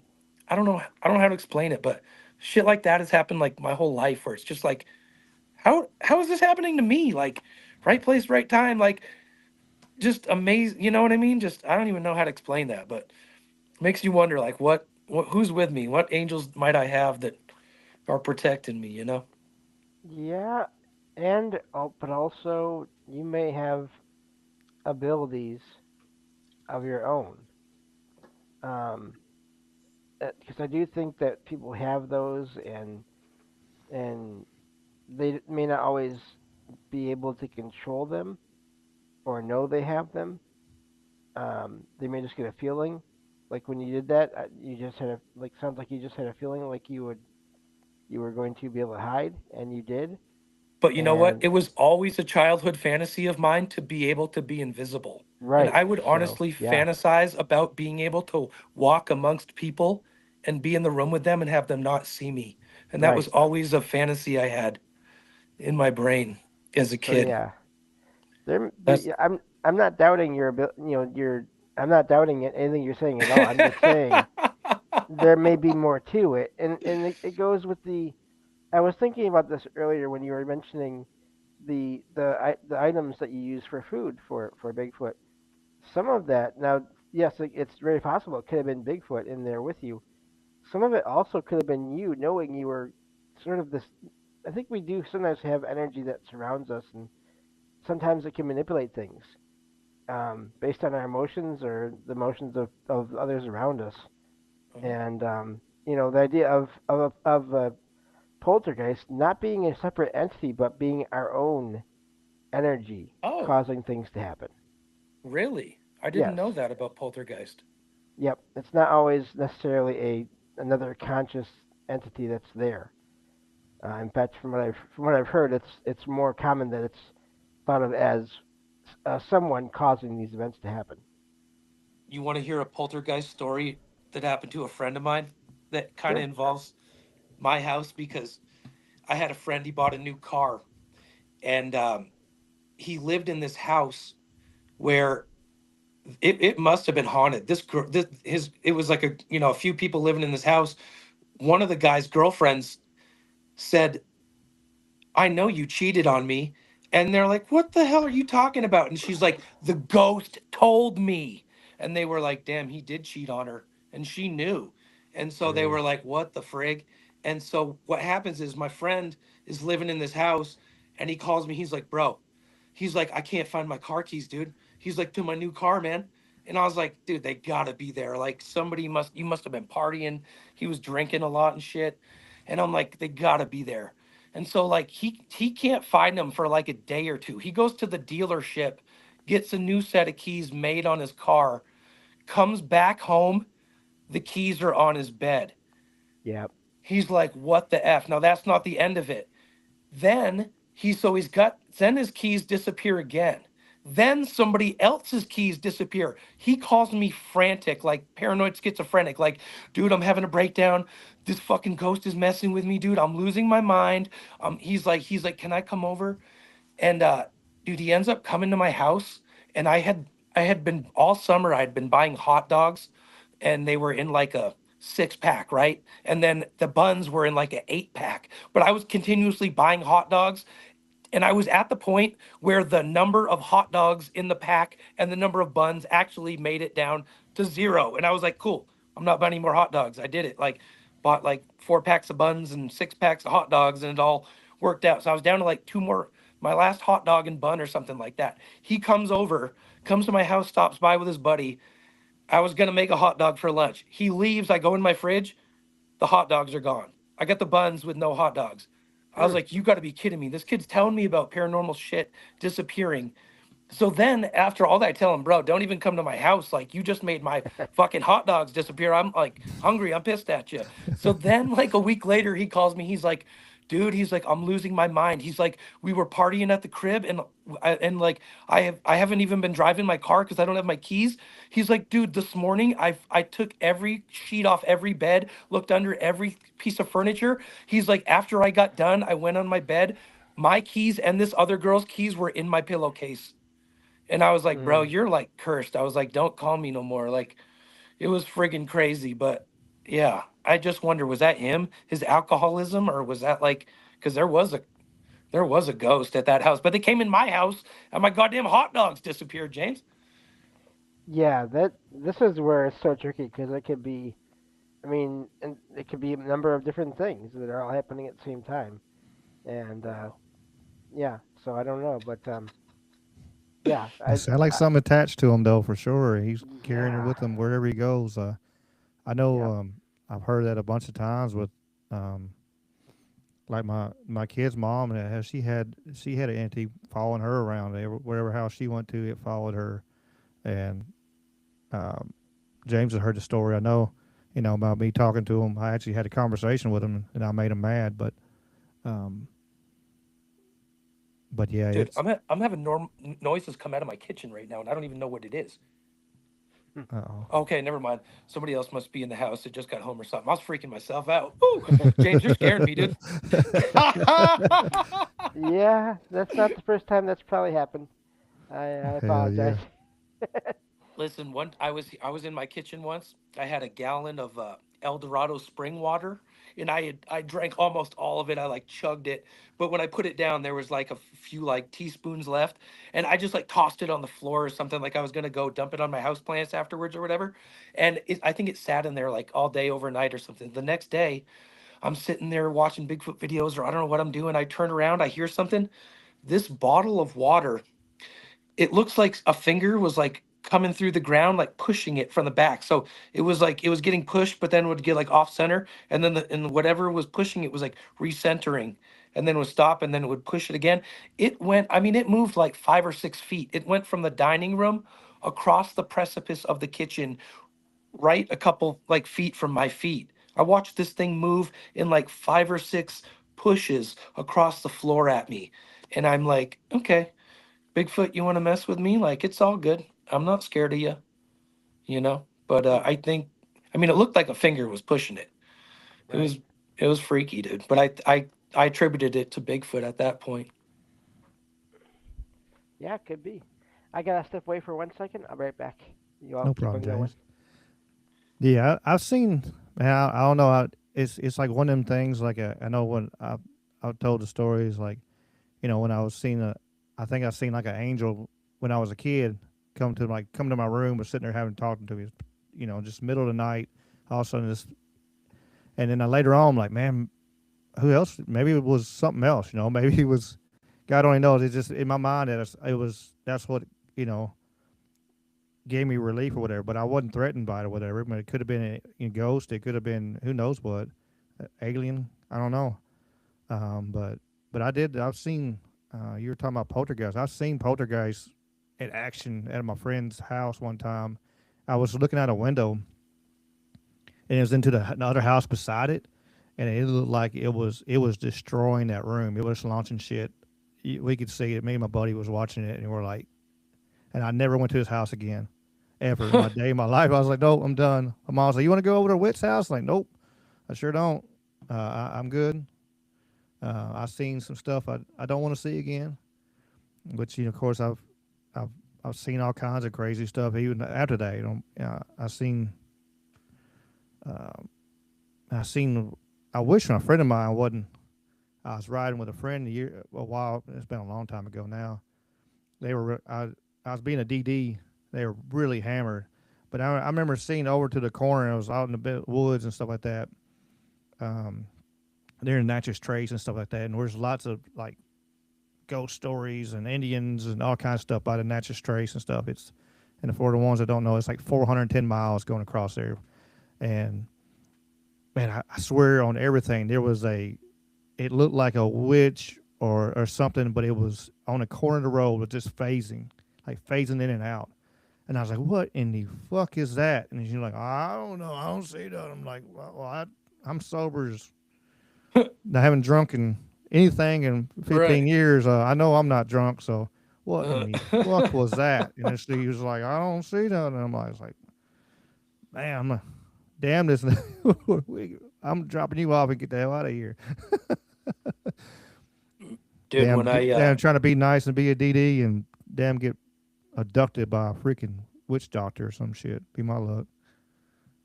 I've had one of my brothers was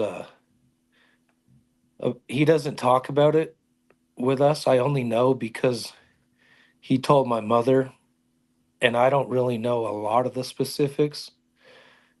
But when we were kids, we all slept in the same bedroom, okay? Always. Like we had this huge loft area and we would always be in there together. And then even when we were little kids, when I was like 8 and they were a couple years younger, we all would sleep in the same room in a bunk bed, a couple bunk beds in that room. And my brother got abducted by the gray aliens. And it was one of these cases where people described like getting teleported like right through the roof and going like through physical things and stuff. It was like one of those kind of instances. And the night of my grandfather's funeral, we were in Freiburg, Maine, staying at this cabin. All my family on my mother's side, her and her 2 brothers, all the extended family, cousins and stuff, uncles, aunts. And that night I stayed up and I watched. It was like back in the 90s where, at 2 in the morning, the TV station would put that screen on and it would just beep all night till the TV came on at 6 in the morning. I watched Saturday Night Live and watched the news and all that shit. And then I went to bed after that and I was laying in bed, dude, and the lights shining through the blinds like the X-Files right next to me. And then I looked through the other window by the foot of my bed on the other side, and the treetops were lit up like Fenway Park, dude. And I was like, holy crap, there's a craft right outside right now.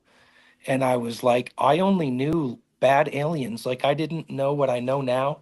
I didn't know it could have been, for all I know, it could have been my grandpa coming with the Pleiadians. You know what I mean? And letting me know everything's good, like humans rule on the universe, But I was just thinking gray aliens, like abduction, fuck this. Dude, all of a sudden, this tingle starts happening on my head.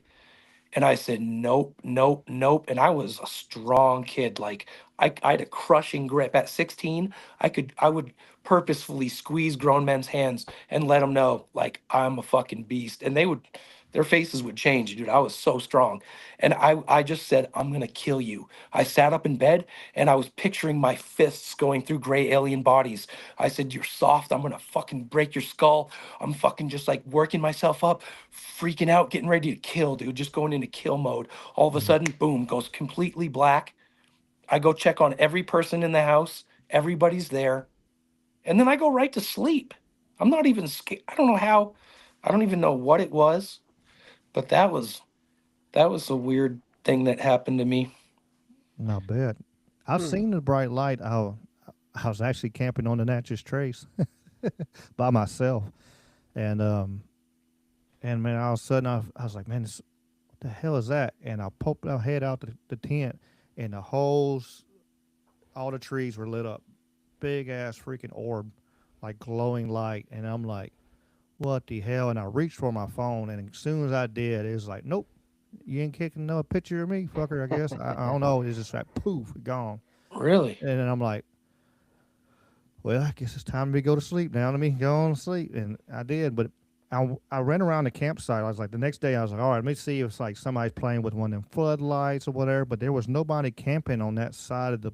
It was down to Natchez Trace. They got 3 campsites that you can camp for free. They're primitive. They don't have no like running water at the site. But Right.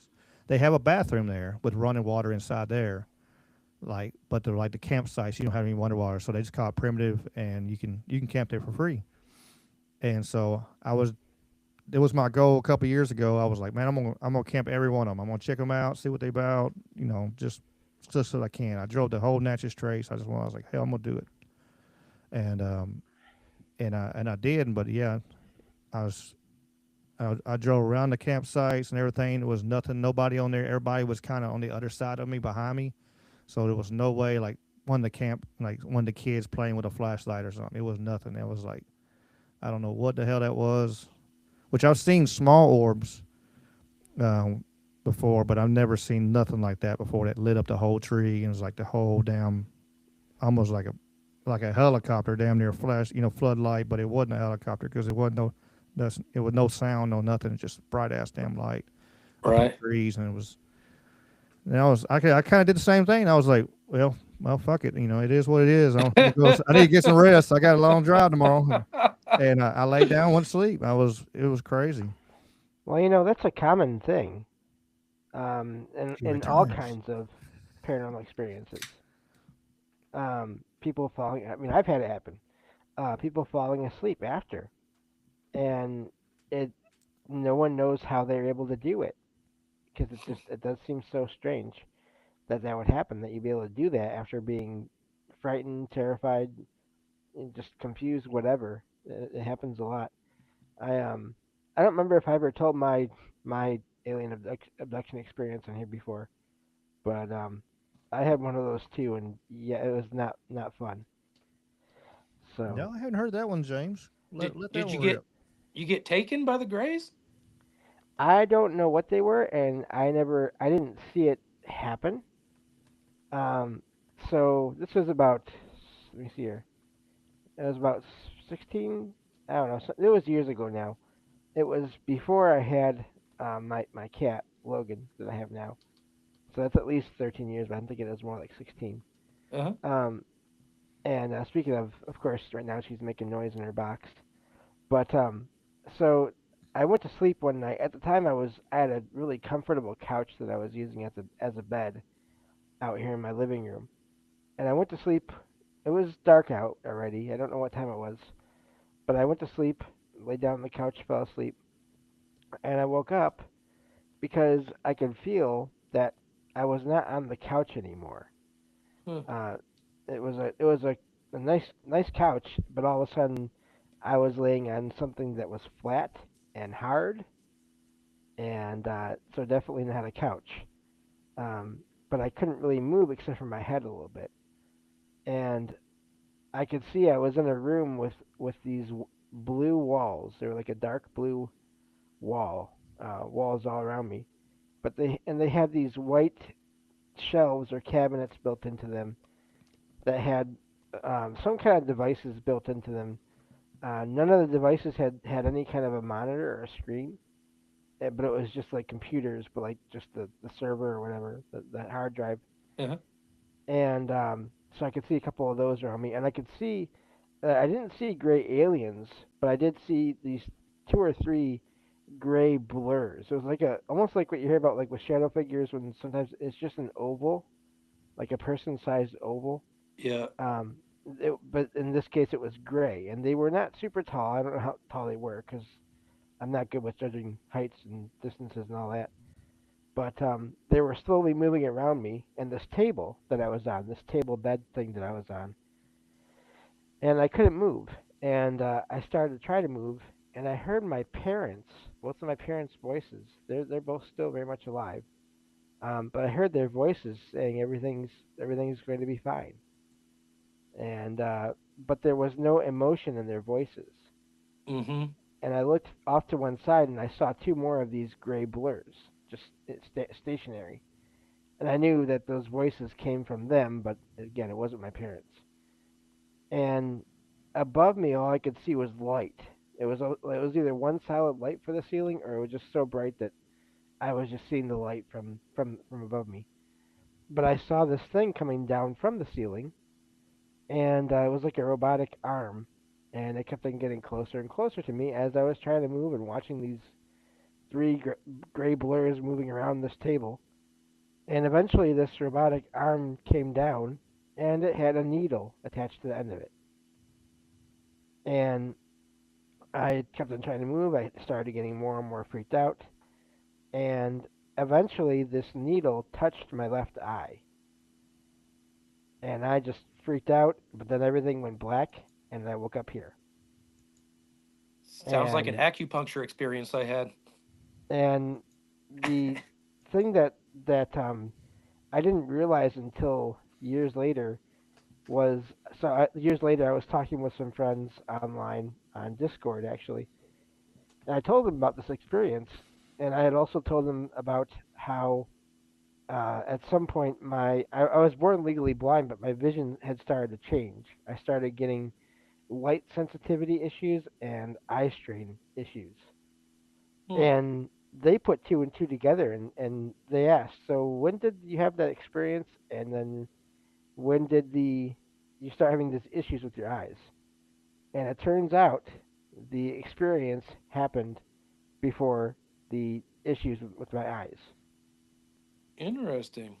And these issues are still slowly getting worse over time. Um, so I used to be able to read regular books in print with special reading glasses, and I don't even do that anymore. I have to do audiobooks. Hmm. So I don't know for sure that the experience that what they did, necessarily caused these issues, but I also don't know that it didn't at this point Right. either. Yeah, So strange coincidence, and you have to take that into consideration. You wouldn't be a good detective if you didn't. Establishing the timeline. You know what's cool? I don't want to take away from your story, but I did no, ask it's fine. the Sasquatch people to heal me one time, and I didn't ask for a specific place on my body to have a healing per se, Hmm. but I had came across somebody. The channel might have actually been called like Blue Spruce or something. It was a channel like that on YouTube. But this guy was talking about asking Jesus to, if you is saying if you want to communicate with Sasquatch, try to use Jesus as a facilitator. And I thought, well, that's an interesting concept. I'm not a disbeliever. And I started engaging him, seeing if he was full of crap or whatever. And he's like, honestly, he's like, try asking if you're asking the Sasquatch to heal you or do something in your body, try asking Jesus to allow it. And I thought, okay, I'm going to do that. And I was said a little prayer like during my meditations. I just got into the meditative mind state, and I says, Jesus, will you allow the Sasquatch to heal me? Will you facilitate a healing of me through the Sasquatch? And that's all I asked for. But within a month, I was driving. I was singing a song or spitting a rap or doing freestyle rap or something when I was driving. And all of a sudden, I felt this explosion like coming from right here in my trap neck area. And dude, I leaned on the wheel and I just started pulling the car over. I thought, oh my God, is this an aneurysm? What is happening to me? Like, but I felt this pop. It made a noise. And it was right when I was singing. So I had a rah, like all of me was like open and then boom. And oh my God. But then I veered the car back on the road when I realized, okay, this is okay. I'm normal. Nothing's happening to me. But I had had a burning sensation from having multiple driving jobs and driving across the state of Colorado all the time. And like I would just have this burning feeling. Dude, after that explosion, never had it again in my life. And it was Wow. like a detrimental pain that hurt me for a decade, you know? Yeah. So I think the Sasquatch did do a healing on me with the help of Jesus. I've heard on different shows people who have gone into the woods or into areas where they had Bigfoot experiences, and they didn't necessarily go there to be healed, but they would go there and then they would be healed of Uh-huh. different things. I've heard that before on a few different podcasts. So that is really amazing to me. So I don't doubt that at all. I heard I that know. before with I've heard those stories before, but yeah, to have it happen to you is like, whoa, Yeah. confirmation, Oh you know? yeah. Yeah. yeah, I've heard of I seen a guy. I'm trying to remember. You remember him getting he was able to cure his vision and stuff. Like Mm. I don't think it wasn't a Sasquatch, but it was just an entity, and he said he's seen this uh phasing in and out entity, and he kind of spoke to it through his mind, and he was like, look, could you help me out? And he said he woke up the next morning and he had big heavy glasses and stuff like that, and he started walking around, and he didn't even put them on because he was good. He's like, at first he said, well, maybe I slept in my glasses because he's like, hell, I can see good. So he's walking around when he got some breakfast, Right. and there was a bunch of other people there, and they're like, where's your glasses? He's like, I don't have my glasses. He's like, I don't have my glasses on. Start feeling his face, and yeah, he completely had 20/20 vision after that. phasing entity actually, helped him, and it was a wild story for sure. But so it's possible. Anything's possible. I do Name of the believe. show. That's why the show's called that. I swear, it's not to be funny. It's I really do think that anything is. It's funny because I always say everything is real. You know what I mean? Good and Mhm. evil, the devil, God, it's demons, aliens, Bigfoot, Yeah. the human Yep. soul. I mean, it seems, with very few exceptions, not to say things couldn't be made up, but so many things that we take for granted are so real, but it's just not operating our daily paradigm. But yeah, to keep your mind open and to leave room for it, maybe that is what it takes to have the experiences, Well, What keeping the certainly. mind open. yeah, Leave that door unlocked. they say Yeah. that even if you want to even get biblically, it says the faith of a mustard seed. You can move a mountain. So if you have the true faith, if you truly believe in something, has the power to do it, then you're allowing to take control and work through you. So You know what's funny? I didn't know how I would tell this story, but I did want to mention this funny story. When I was thinking about amazing things that have happened to me throughout my life, one time I made a deal with my two brothers and I said, "I- I'll do this for you guys now, but later you got to do something for me and share something you have with me later." And they said, "Okay." And all of a sudden I'm like, "Where the fuck are these little shitheads?" And I realized, oh, let's say it was a piece of birthday cake they were going to share with me, that they're out there eating it in their room without me. And I realize it. I go up and I knock on the door. I said, "What are you two doing?" "Oh, nothing." I said, "You better let me in that room right now." And they said nothing. And I hear them keep doing what they're doing. I said, "These little motherfuckers." I grab that door handle and I tighten my right arm up and I start going up and down, up and down, up and down, up and down with that door handle in my hands.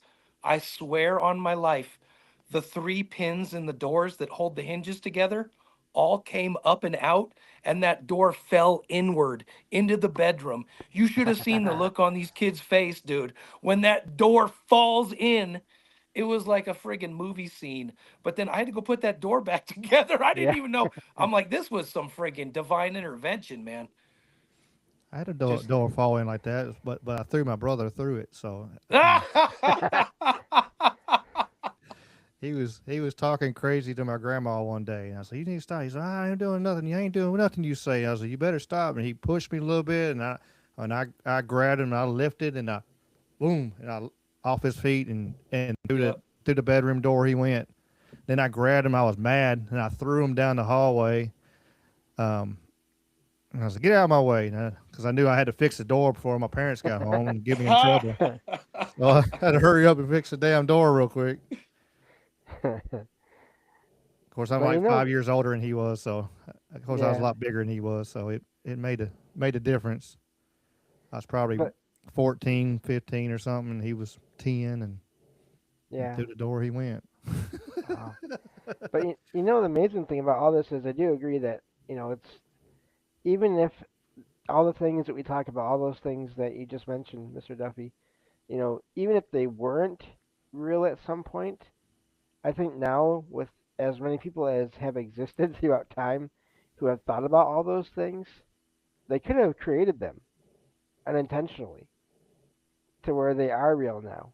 Um, there's at least one place I'm thinking of, but there's a couple of famously haunted locations I've read about and heard about over the years, where they have legends about who the ghost is and why they're there, but then there's no historical evidence of that ghost being there, and yet people still see the ghost from that legend.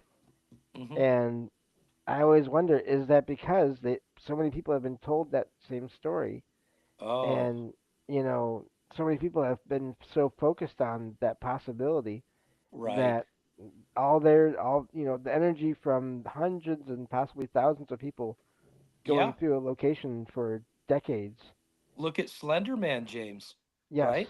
That's the epitome of that story of making. But even the Bloody Mary in the mirror, you know what I'm Hmm. saying? Saying Beetlejuice 3 times as a child, we were always scared of that. Beetlejuice, my favorite movie of all time. Michael Keaton is quite an actor, I tell you. It's just sad that they had to make a sequel and they're making another one. But anyway, I digress. I still hadn't seen it yet. Yeah, Hollywood 'Cause- hasn't been good to me since the '90s. Yeah, but I gave up on fiction after 9/11. I will say I don't want to get political, but I found that the real world, being Bigfoot, like that real world, the real nature world, the real even ghosts, it's part of the real world that you want to. Always been curious and investigated that, yep, not been distracted by the mundane, but been interested in the fringe. yep. No, I consume other than fiction I'm already familiar with when I'm just relaxing. Sure. I don't I don't check out new fiction books or novel or books or you know audiobooks or whatever. I just don't. I can't. There's too much I want to be looking into, I and know, right?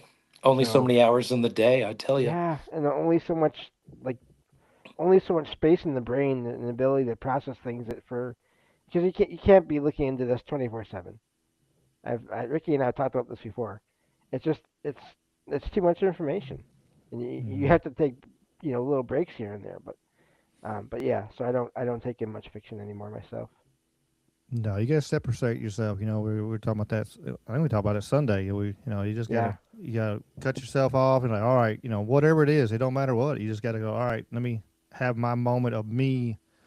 Because you can let stuff consume you, no matter what it is. If yeah, and just to the point where it's detrimental to your health because you could let this whatever it is consume you so much. Even if it's a good thing and you're doing amazing things, you still gotta go. Wait a minute, it's I'm I'm not eating.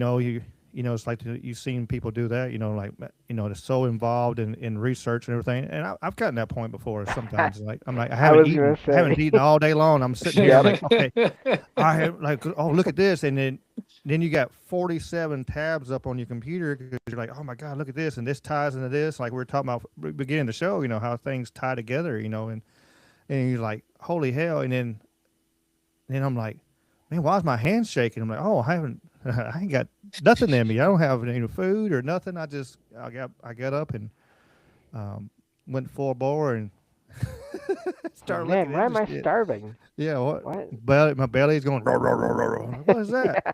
There's a monster in this damn house with that. But it's you had to separate yourself every once in a while. There's nothing wrong with it being focused and on the subject that you love, but you do need to have that moment of okay, you need that self-help time, that self-reflection time, that self-healing time. Give yourself a little break and then, back at it all you want to, I think. That kind of epitomizes social media in itself.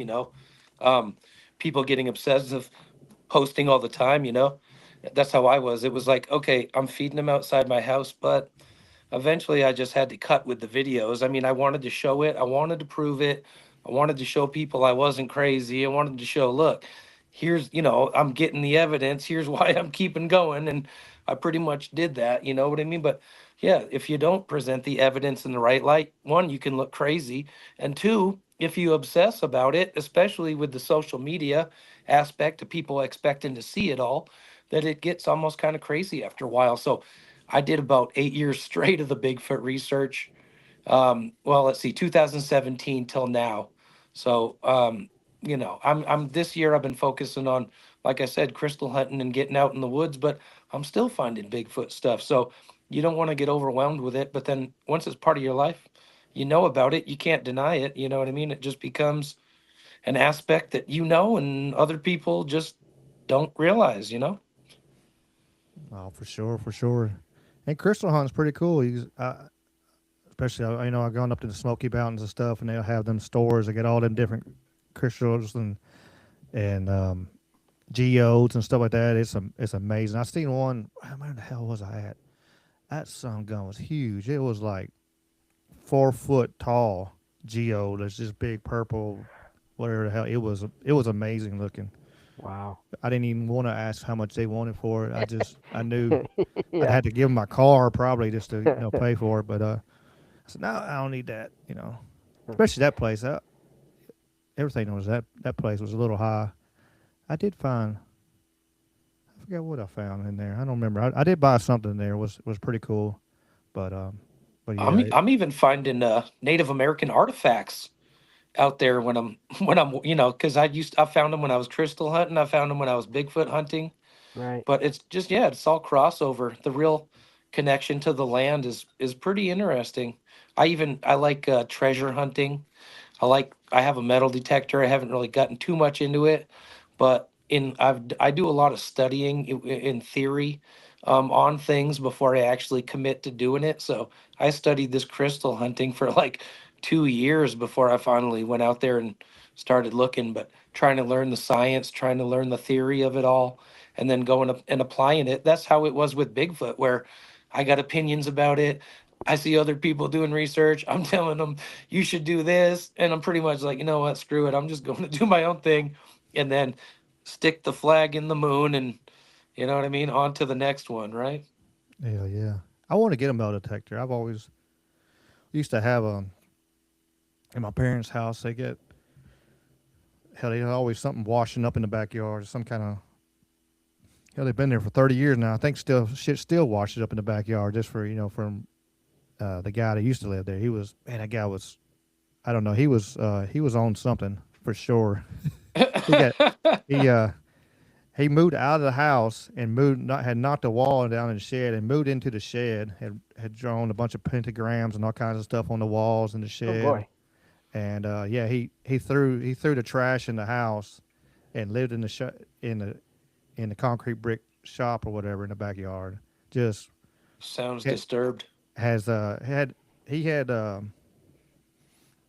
little bitty backyard, and he had like 40 cars sitting there piled in there. Just he couldn't get it out, and a guy that had bought it, whatever, he turned around and he cleaned it up and hauled all the stuff off and cleaned everything up. Of course, he didn't paint the walls in the shop. I mean, in the building, we went out there and painted them, and I mean, we got some sage and burnt sage inside of the good man.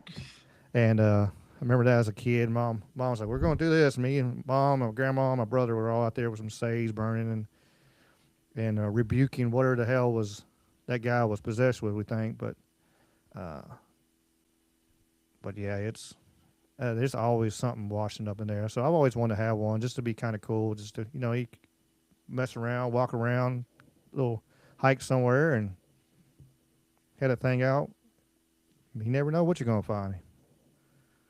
You know what's funny? It reminds me of see, a lot of people, they get biblical with the Sasquatch, and they'll start saying, I mean, this is based on biblical doctrine and their belief, and I'm not saying it's wrong, but the interpretation that some of these souls of these rebellious beings, whatever, who were created on this planet, they're saying, well, if there's no more giant bodies for them to incarnate, they're thinking maybe they're incarnating these Bigfoot souls, and that maybe some of these Bigfoot are cursed to walk the earth, and they are the body that these fallen angel incarnations are going into. So I've had people accuse me of being demonic, looking for Sasquatch, saying, no, these are the Nephilim.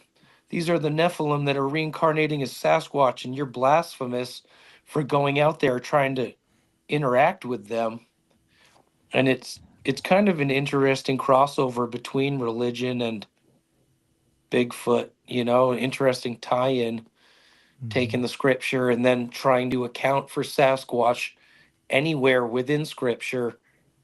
That's just a whole interesting study in itself. People say that the Sasquatch could be this Isu creature that's covered in hair. And there's a lot of interesting theories, and some of them could be on the right track. I'm not sure, but I don't think trying to interact with the Bigfoot is necessarily evil, more so than just science that most people aren't willing to even engage in. Just like a lot of seance, remote viewing, type of things where they, just like you said, I could have abilities. Doesn't mean I'm practicing them per se, but Right. is the Bigfoot research in itself a practice, a spiritual practice? It's interesting to consider that, you Hmm. Yeah, know? and go ahead, Ricky. Sorry. I was gonna say, yeah, because we have many gifts. I believe, that, like, biblically, in the Bible talks about, many gifts of the Spirit, and I think we have many gifts of, of reflection and stuff that people don't understand, uh, and speaking of biblically, actually, there's a in Isaiah 13:21, it says, "But wild beasts of the desert shall lie there, and their houses shall be full of doleful creatures, and owls shall dwell there, and satyrs shall dance there." And the word satyr is actually Hebrews translated as actually hairy one, Hmm. and so it's some say that um, that proves that Bigfoots are actually in the Bible in there because they talk about the hairy ones.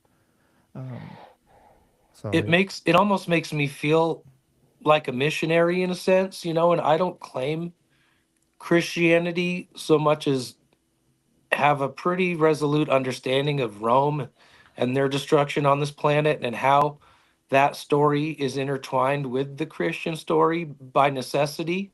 You know what I mean? If it weren't for Rome, maybe that these events wouldn't have had to persist the way that they played out in history. But it just makes me wonder, yeah, am I like a trying to communicate with them? Am I this representative of humanity? You know what I mean? That's trying to say, I'm sorry for all the messed up ones, but I'm one of the ones trying to reach out and be at peace with you.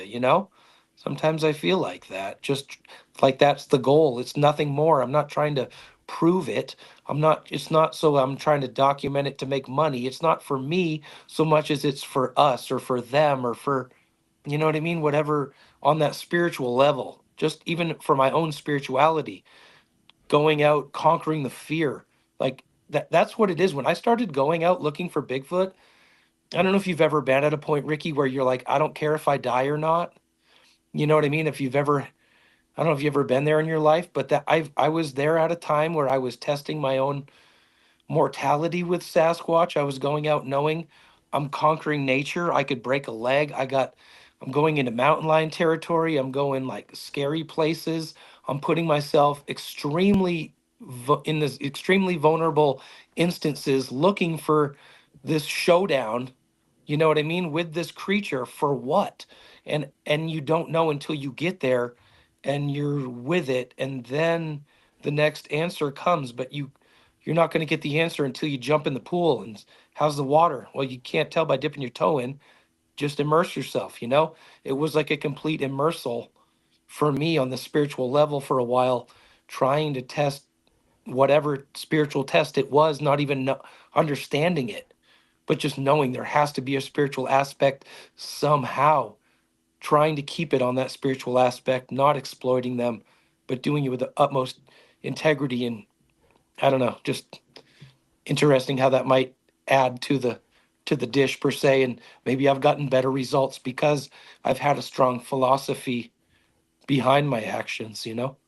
hmm Yeah, and I do wonder too, and I don't know if you have any thoughts on this at all, Mr. Duffy, but you know, I do think it's like so much. Also, there's probably there's this huge debate over when it comes to aliens. Some people say they're all good, others say they're all bad. I Hmm. don't think that's really either of those is the case. Right. Um, and I'm just wondering if you've heard of, because I've heard of rare cases where there are some aggressive encounters Hmm. with Bigfoot, and I'm Yeah. wondering, could some of those maybe be the ones that are maybe more on the fallen side of things, or is it just because territory was accidentally invaded? People accidentally got too close to certain nests or places where there were children, and you know they were attacked because of that. I always just wonder what is the reason for the. I don't want to say negative because it may not be meant as negative, or there may be a reason. Again, when you go to someone's place and you get near their kids, you know, well, that could cause some trouble. So I'm just wondering what you think about that. If you have any thoughts on all that as well. I actually went to a state park this summer, um, where I heard that there was a Bigfoot attack on a woman, Mm. and I had never been there, and I heard it. I heard an interview on Bigfoot Society, and this guy named the podcast, and he said, I mean, he named the park, and he said, you know, there was an attack up there, and they said it was a bear, but there's no way it was a bear, and I don't know if it killed her dog. I don't know what happened, but I tried to track this woman down. I was looking up, trying to get a contact information. I found out her name. I spent a good week trying to figure out how to. I wanted to know, but I never did get in touch with this woman. But he gave enough information. He said, "Oh yeah, they're up there. They're above the fishing ponds." And when I got to these two fishing ponds, there was one on either side of the road. One of them was extremely rocky crag, all open up above. The other one was just enveloped north side of the mountain in a deep green forest. And I obviously know with my research that's where the Sasquatch are going to be. So I followed this guy's clues, and I walked right up on the trail. And I mean, within 150, 300 feet, there was a giant X on the side of the trail going up the mountain. And I was like, hell yeah, these Bigfoot are definitely making signs right here. I know what they do and everything. Now, when I got up there to I hiked this one loop, and then there's an extra little arm that goes up to a shelter that you can stay at. It's a three-walled open shelter. And I went halfway up that trail and got up to the flat part, and I was analyzing some broken trees. And I said out loud, "Oh my God, I just heard a whoop. Never heard a whoop in my life."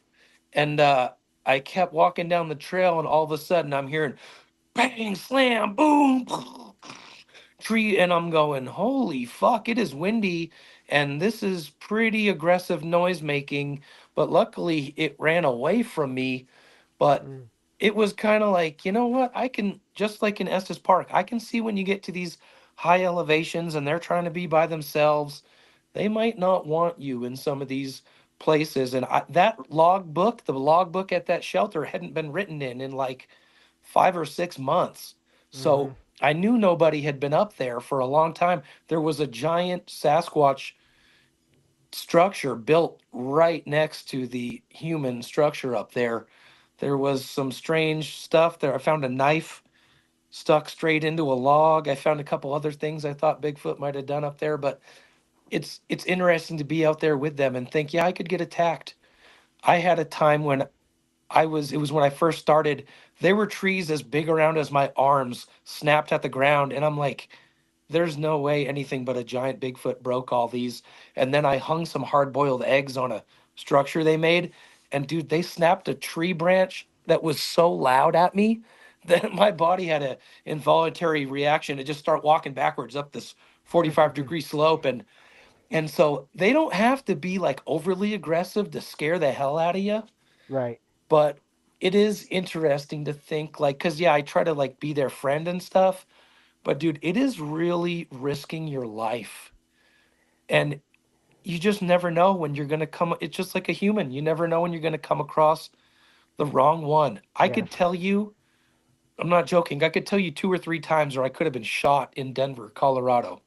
Could have been, I've dodged bullets, okay? I've had a gun go off when I did security. Somebody wanted to shoot me, and his friend stepped in front of him and said, "What are you doing? He's cool, man." Walked him around the corner, and boom, gun went off. Dude, I could have died. Right. So, you know, what's more dangerous, a Bigfoot or a human? Yeah. That's what I would ask you, you know? Oh yeah. That's a big thing I always tell people when they ask me about all my experiences and sort of what I think about all of this and if how afraid I am, and I just to me I'm at the point now where it's just like it's just like anything. No matter what the form is, if I get positive feelings from it, great. If I get negative feelings from it, I don't want to be around it. I don't care if it's a regular person or a ghost or Bigfoot. What doesn't the form does not matter, And but for that reason, I'm not automatically afraid unless I get feelings or get a sense of the intention of whatever I'm with. No, that's where I'm at with Sasquatch right now, is that I prepare myself every moment Right. in the darkness to have another encounter. and to have a face to face. I came out of my house, James, to feed the Sasquatch sometime this spring, this year. And I come out the front door, and there's, two, when I come to the end of the concrete walkway, there's two garage doors to the left of me. And then that's the side of the house. I heard, see, I started feeding this thing 3, 4 years ago, and I saw how big it was, and it was only about 4 or 5 feet tall. I don't know how big it's gotten since then, and I don't know how many come around, but I heard the body movement of a giant creature running away, like of a giant mass of like the weight of the arms and the legs running for 3 or 4 strides. I could hear shoom shoom shoom shoom, and it was running down the rocks. So it wasn't making foot stomps. It was just the sound of the arms and the leg locomotion. Dude, Right. it stunned me, and it made me think that is not the little guy I think I'm feeding.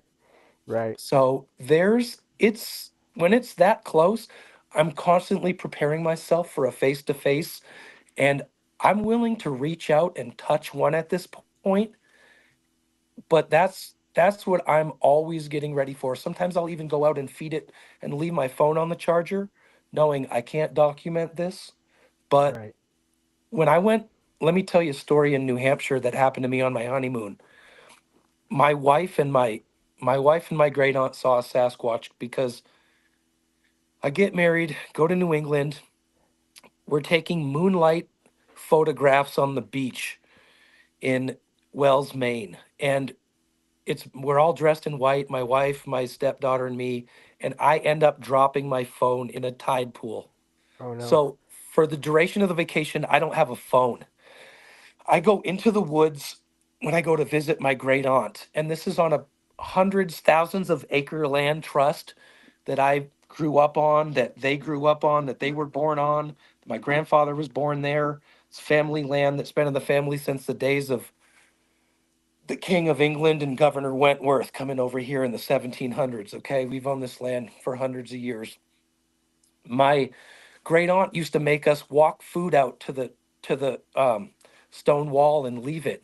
Say, go feed the animals. And she'd always make me go after dark when it was friggin' pitch black, and it would scare the shit out of me. And so I go there, we pick some blueberries with my wife, and my great aunt says, I'll make some muffins. And I said, will you take care of Asha and Rena? I said, I'm gonna go, and I'm gonna go in the woods and go for a walk. And dude, I have no phone. All I've got is a Sony Handycam. I end up calling out to Bigfoot. I'm asking, I say, are you, this is what I do. I say, are you guys home? My friends, are you home? I yell out in the woods like that. So there's no question. If you're there, you hear me. They're like gonna be like, who the frig is this guy talking to? He's all by himself. So they know. So dude, I get out there. I followed my cousin who's driving a friggin' logging tractor and going to drag some logs and shit. And he didn't know I was following him. I get out there. Dude, I filmed a friggin' Sasquatch looking out behind a tree at me. I didn't even know it. I caught it on tape. It took me 3 months when I analyzed my footage to see it. But so I'm calling out to them. They're crunching on the ground. Snap. And I'm hearing, I'll say, are you guys there? Twit, twit, brack, brack.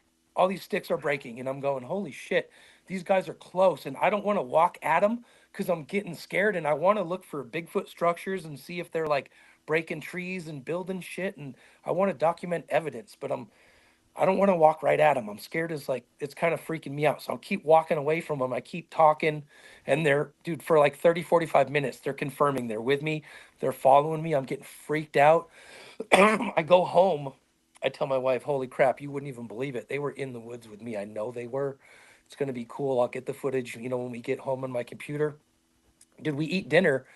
My friggin' wife goes to change her shirt in the bedroom, and I'm standing there with my back to the sliding glass door in the backyard. My great aunt's facing me, looking, at me, but the backyard's right behind me. There's a cornfield back there, feeder corn for these cows my second cousin's raising and shit. It's a farm scenario out here. There's big barns. There's huge piles of trees, like stacked, like hundreds of trees stacked and ready to be sold for this logging business. So there's places a Bigfoot can hide and everywhere. All of a sudden, my wife's like, honey, honey, honey. And I look at her, I'm like, She's like nodding. She's like, baby, baby. And I'm like, what the fuck? What is she like? What? And then fucking my great aunt goes, oh my God, what is that? Covers her friggin' head. Dude, this Bigfoot was in the window, looked at my wife from feet away. It was running away. It turned around, looked at her, and smiled. Then it runs across the backyard behind my back. My great aunt sees it. I thought it was a human. I slide the glass door open and I said, who's back here? Because I thought somebody scared my great aunt. I was ready to kick Right. somebody's ass. And my Yeah. wife goes, baby, it's Bigfoot. And I was like, fuck, why didn't you tell me? But it's so amazing, dude. Like, they're there. Like, I missed it. It ran behind my friggin' back. I got 2 witnesses seeing the thing. But I've just had so much experience, like, going out with these things and getting reactions and letting them know. You want to come in my home and fuck with me? I'll come right in your backyard. Broad daylight, dude. You know what I mean? Friggin' Yeah. before sunset.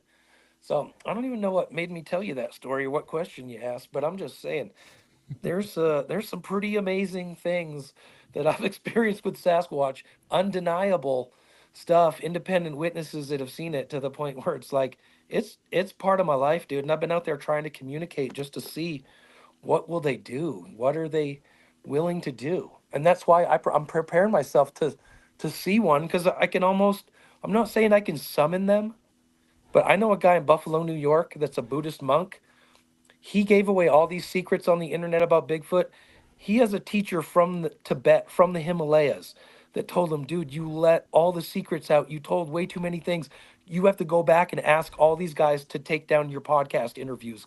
He did some major interviews Hmm. on major platforms. They took them all down. He contacted me and said, dude, you made a video showing the Sasquatch mind and their artistic mind. And I used a story he told about how the Sasquatch interpret art and what they see in nature. He said if they see a stone that looks like a flower, that's special to them. He said if they see a stick that looks like an animal, they'll take it home with them because that's what they see. It's all these pareidolia aspects of seeing shapes in nature, right? So I start showing all these things I found. I found a giant. It looked like a foot with 5 toes in the woods. It was like a 4 foot long rock. Dude, there was like 30 sticks all pointing at it. So I'm like, Bigfoot is putting all these sticks down, showing you. So I made a whole video about all this shit. This guy contacted me and said, dude, can you take that video down? But if you do, you can come to Buffalo, New York, and I have this word that I can say, and it will bring the Sasquatch every time. So I haven't experienced that yet because I haven't had enough money to get to New York. Right. But that's the dedication I put in where I've like made the breakthrough where like the actual see they people on the podcast people go, there's no experts. You want to insult me? Tell me that I'm not gaining expertise every time I interact with the Sasquatch because I have so much expertise under my belt, so much knowledge.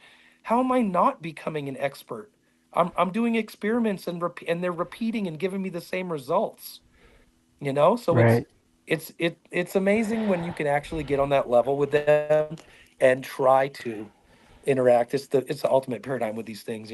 I'm lucky and I'm at a place where I can do it outside my house, and if it weren't for having them here, I might not be half as advanced, but I've got experiences everywhere, and it's these things somehow, yeah, they know me, and maybe they just know that I know them, and that's all it takes is somebody knowing you're cool, going up to a homeless guy in the street that everybody walks past. But if you go make the connection and go, hey, bro, you need something to eat? Are you hungry? What's your name?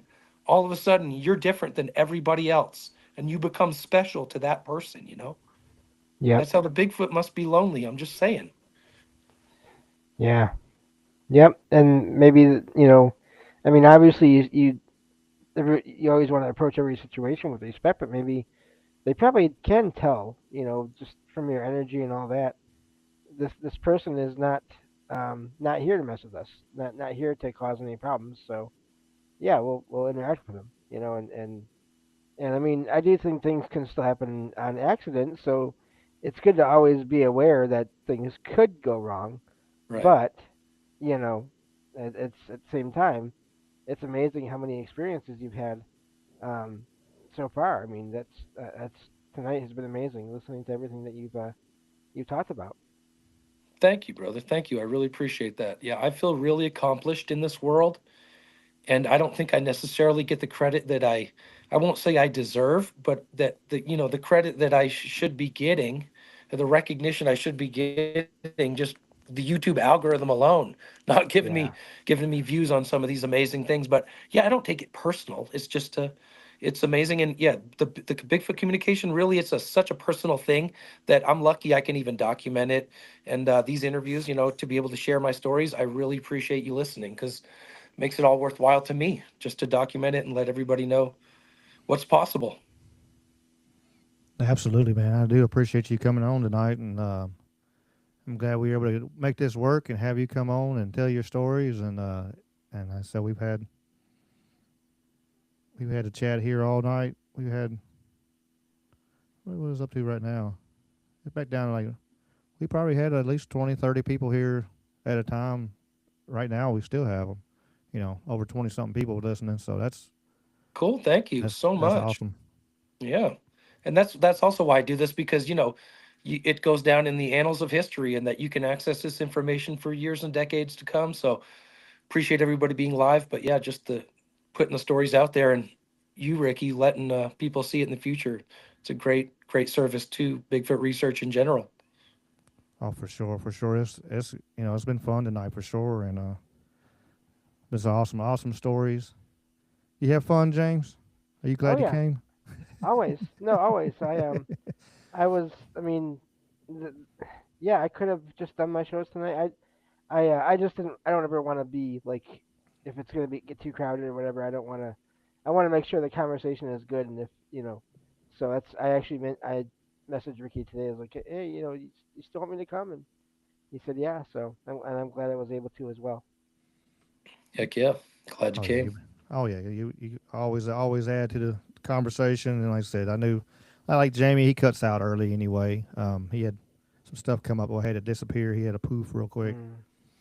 and but he always cuts off early anyway. So um, this life happens. So, Yeah, but yeah, man, it's been fun. It's been a good show. I think everybody's enjoying it for sure, and is adding to the channel for sure. Is adding some cool stuff. Hopefully everybody gets some good numbers and people look back, and like I said, it's no matter what, it's going to be there. It's going to be out here on you know on the internet forever now on one of the I, sites. Maybe not YouTube. YouTube might knock me in the head, but Rumbles might keep me up there, and of course we'll have it on everything else too, Spotify and all that. And it's so, also meaningful to me that it's episode 80, because I was conceived in 1980, born in January 1981. So I thought it to be fitting. oh, cool. It's amazing how this is number 80 of these I've done. I had I started doing it. I started doing this podcast. It was like for myself. So like if you go to Spotify and you go all the way like the beginning, you'll just hear me basically talking to myself because I didn't let nobody know I was doing this. I was just I had a random thought. I recorded it and like okay here this is what I think. And then I started doing video. And then they're like, well you're doing this. Why don't you do live? I'm like, okay. I was nervous, as can be, doing it live but um, it's been fun. It's been a fun, and it's been really rewarding, and like you said, all the connections and bringing people together, um, it's been awesome. There's so many other people with their own shows. It's like in the chat right now, like Jason and Karen and Ashley. They got the Knights of Storm. It comes on Saturdays, and they've been here all night with us. And Dave's Waffle House, brother Dave is lurking in the background, even though it's like 3 o'clock in the morning for him, but he's listening. He's gonna One give me another. time He's I gonna give me made another salute. He's gonna give me another salute in a second, probably. But it's usually when I start saying his name. But it's just awesome having everybody here um, to listen to these great stories. Speaking of the Waffle House, one night I swear to God I was out with the Sasquatch. I knew he was there. He took some food. I was hungry. I went inside. I made myself some French toast. I made him a big old piece of French toast with peanut butter and maple syrup. I put it out there on a paper plate. And when I went out there the next morning, dude, it was gone, licked clean. I don't know. I think I sent that one into the DNA study at North Carolina State as well. But I actually have some Sasquatch DNA in my freezer still in the form of lollipop sticks. And I don't know if they ate everyone, but chances are they ate some of them. For sure. So, yeah, crazy Bigfoot world. I tell you what, man. For sure, for sure. Well, Duffy, we've been almost 3 hours now. You got any shout outs you want to give everybody or anything you want to, anything you would promote or anything like that? Whatever you want to do? You know, I got so much Bigfoot evidence I'm posting on numerous channels. Not all of them are politically correct. Mr. Duffy 81 and Bigfoot Truth are a little extreme sometimes, but you can also find me on the local Squatch channel as well as Foot Clan 5281. So yeah, I got video evidence out there. I've got some owls hooting on the Foot Clan channel on video from this past month or two you can listen to. And if you go through my archives, dude, I've got 900 videos on the Mr. Duffy channel. So I got to spread it out because YouTube could shut me down at any time. But those are the 4 channels I post on. And I have a lot of Sasquatch evidence, some better than others, but feel free to check it out at your leisure. And thank you for having me. Yes, sir. Yes, sir. Appreciate you being here. And how about you, James? You got any shout outs? I guess, well, I mean, the main thing is the chat. Always the chat. I appreciate everyone being here for these.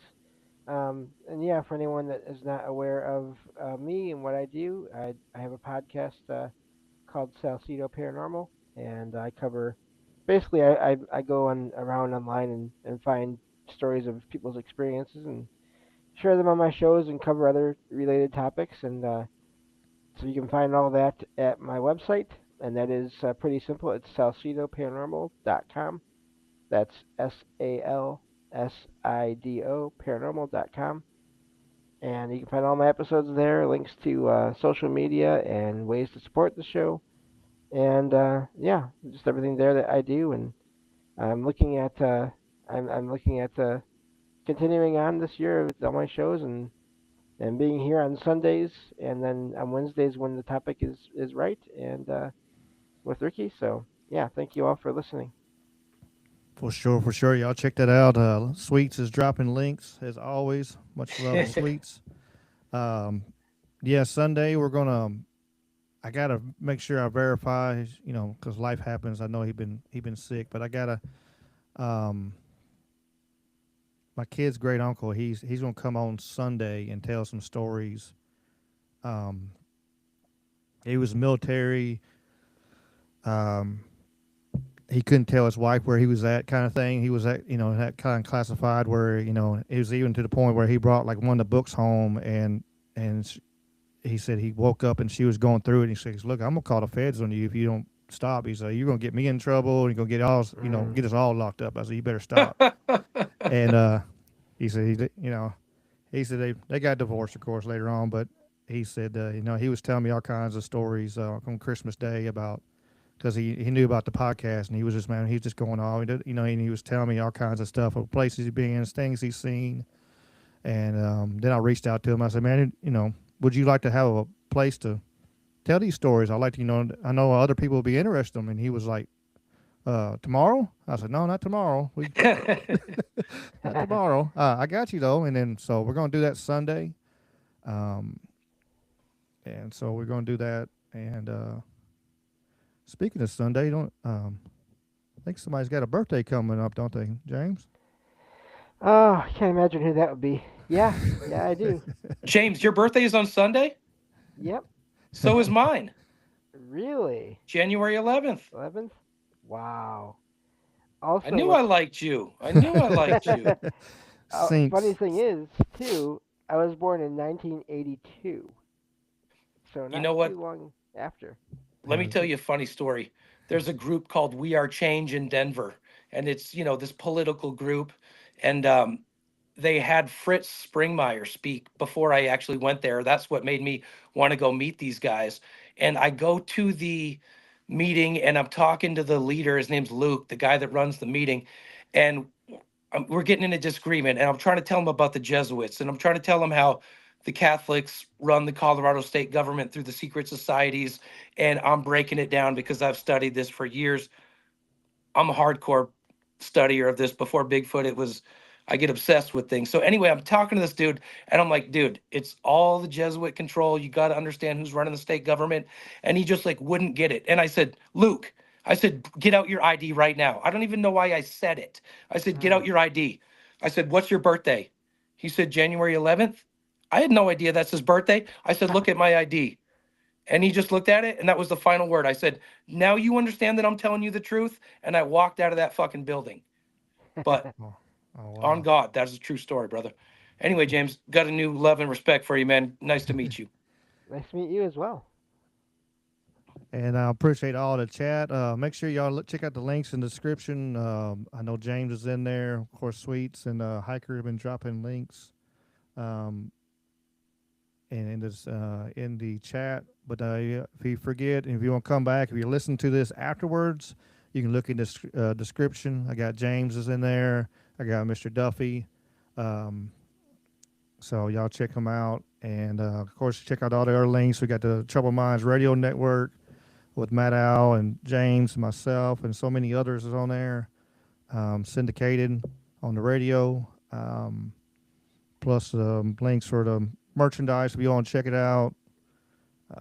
Rumble's got a tip jar if somebody wants a job a tip. You know, I ain't gonna argue, but because all I do is spend money on this. But it's Hook Ricky up. Yeah, I don't care. If you do, you do. You don't. I just appreciate y'all being here, being for real. This is a passion of love. You know, I know I'll never get rich off this, but it's it's kind of like my martial arts where I'm teaching. I know I told a guy I was, it's the part of the Five Foundation. I talked to him the other day, and he's I got to reach out. I got to call that guy tomorrow, and but it's a pretty cool program. So like if a veteran got hurt, it's a program where if you got hurt in military or whatever, and you're out and you need something to do, they'll pay for you to take jiu-jitsu classes for free. Like they'll pay for your monthly dues if you get if you had whatever happened, you need help. So I applied for that foundation. So if I can't help somebody, I'd be glad to. And that's what I told the guy. I was like, look, I'm not here. I'm not gonna make it. I'm not gonna be rich off of doing this. But it's the riches of the blessings, and I believe that's the same thing with this. And the blessings of this is awesome. Who just dropped $10 over here in Rumble? What are y'all doing over here? I was being silly. Who did this? Oh, Wild West, LV. Thank you. Heck yeah. Much love. I appreciate y'all. Like I said, y'all check out all our friends. Everybody's got channels and stuff, and they get stuff, and we always helping each other. That's the beautiful thing. We're always trying to help each other grow. Mike Strange was talking about it with Troubled Minds. He said he's going to do a show Sunday, but because me and James had one plan, we had a guest. He said, "No, I'm not going to do that. I'm not going to, Yeah, I'm going to respect them." And I was like, "Well, we had already planned on if you popped on, we were gonna cut off, because we started like 2 hours before he would start anyway." But he was like, "Nope, I knew y'all were doing this," and so we help each other. We want us all, everybody to grow. Everybody, we're all. What did he say? The tide rises all ships, and we want everybody to grow. All of us are friends, and our extended family. And as always, like I said, much love and peace and chicken grease. And let me hit the song, the outro song everybody loves. I love some Jimmy Vaughn. It's a good one here. And here we go.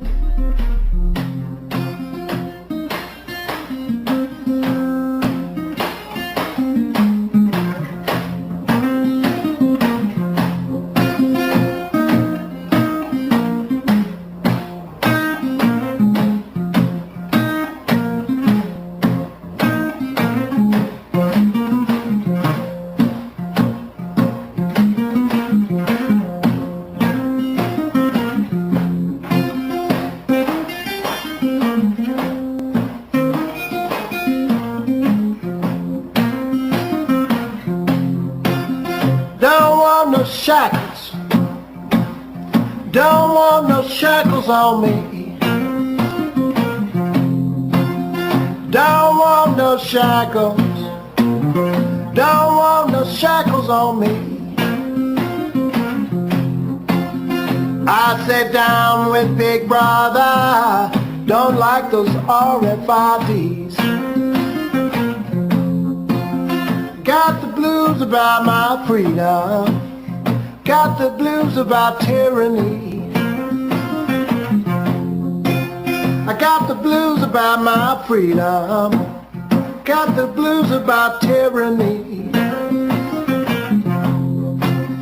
I sat down with Big Brother and the national ID. Don't want a chip in my wallet, chip in my car. And if I want to travel, it's nobody's business how far. Don't want no shackles. Don't want no shackles on me. I said shame on Big Brother, always tracking and tracing me. Don't want a chip in my mother, chip in my wife, a chip in my babies. Stay out of our life. Don't want no shackles. Don't want no shackles on me. I sat down with Big Brother, no more slavery. Play it for me, baby.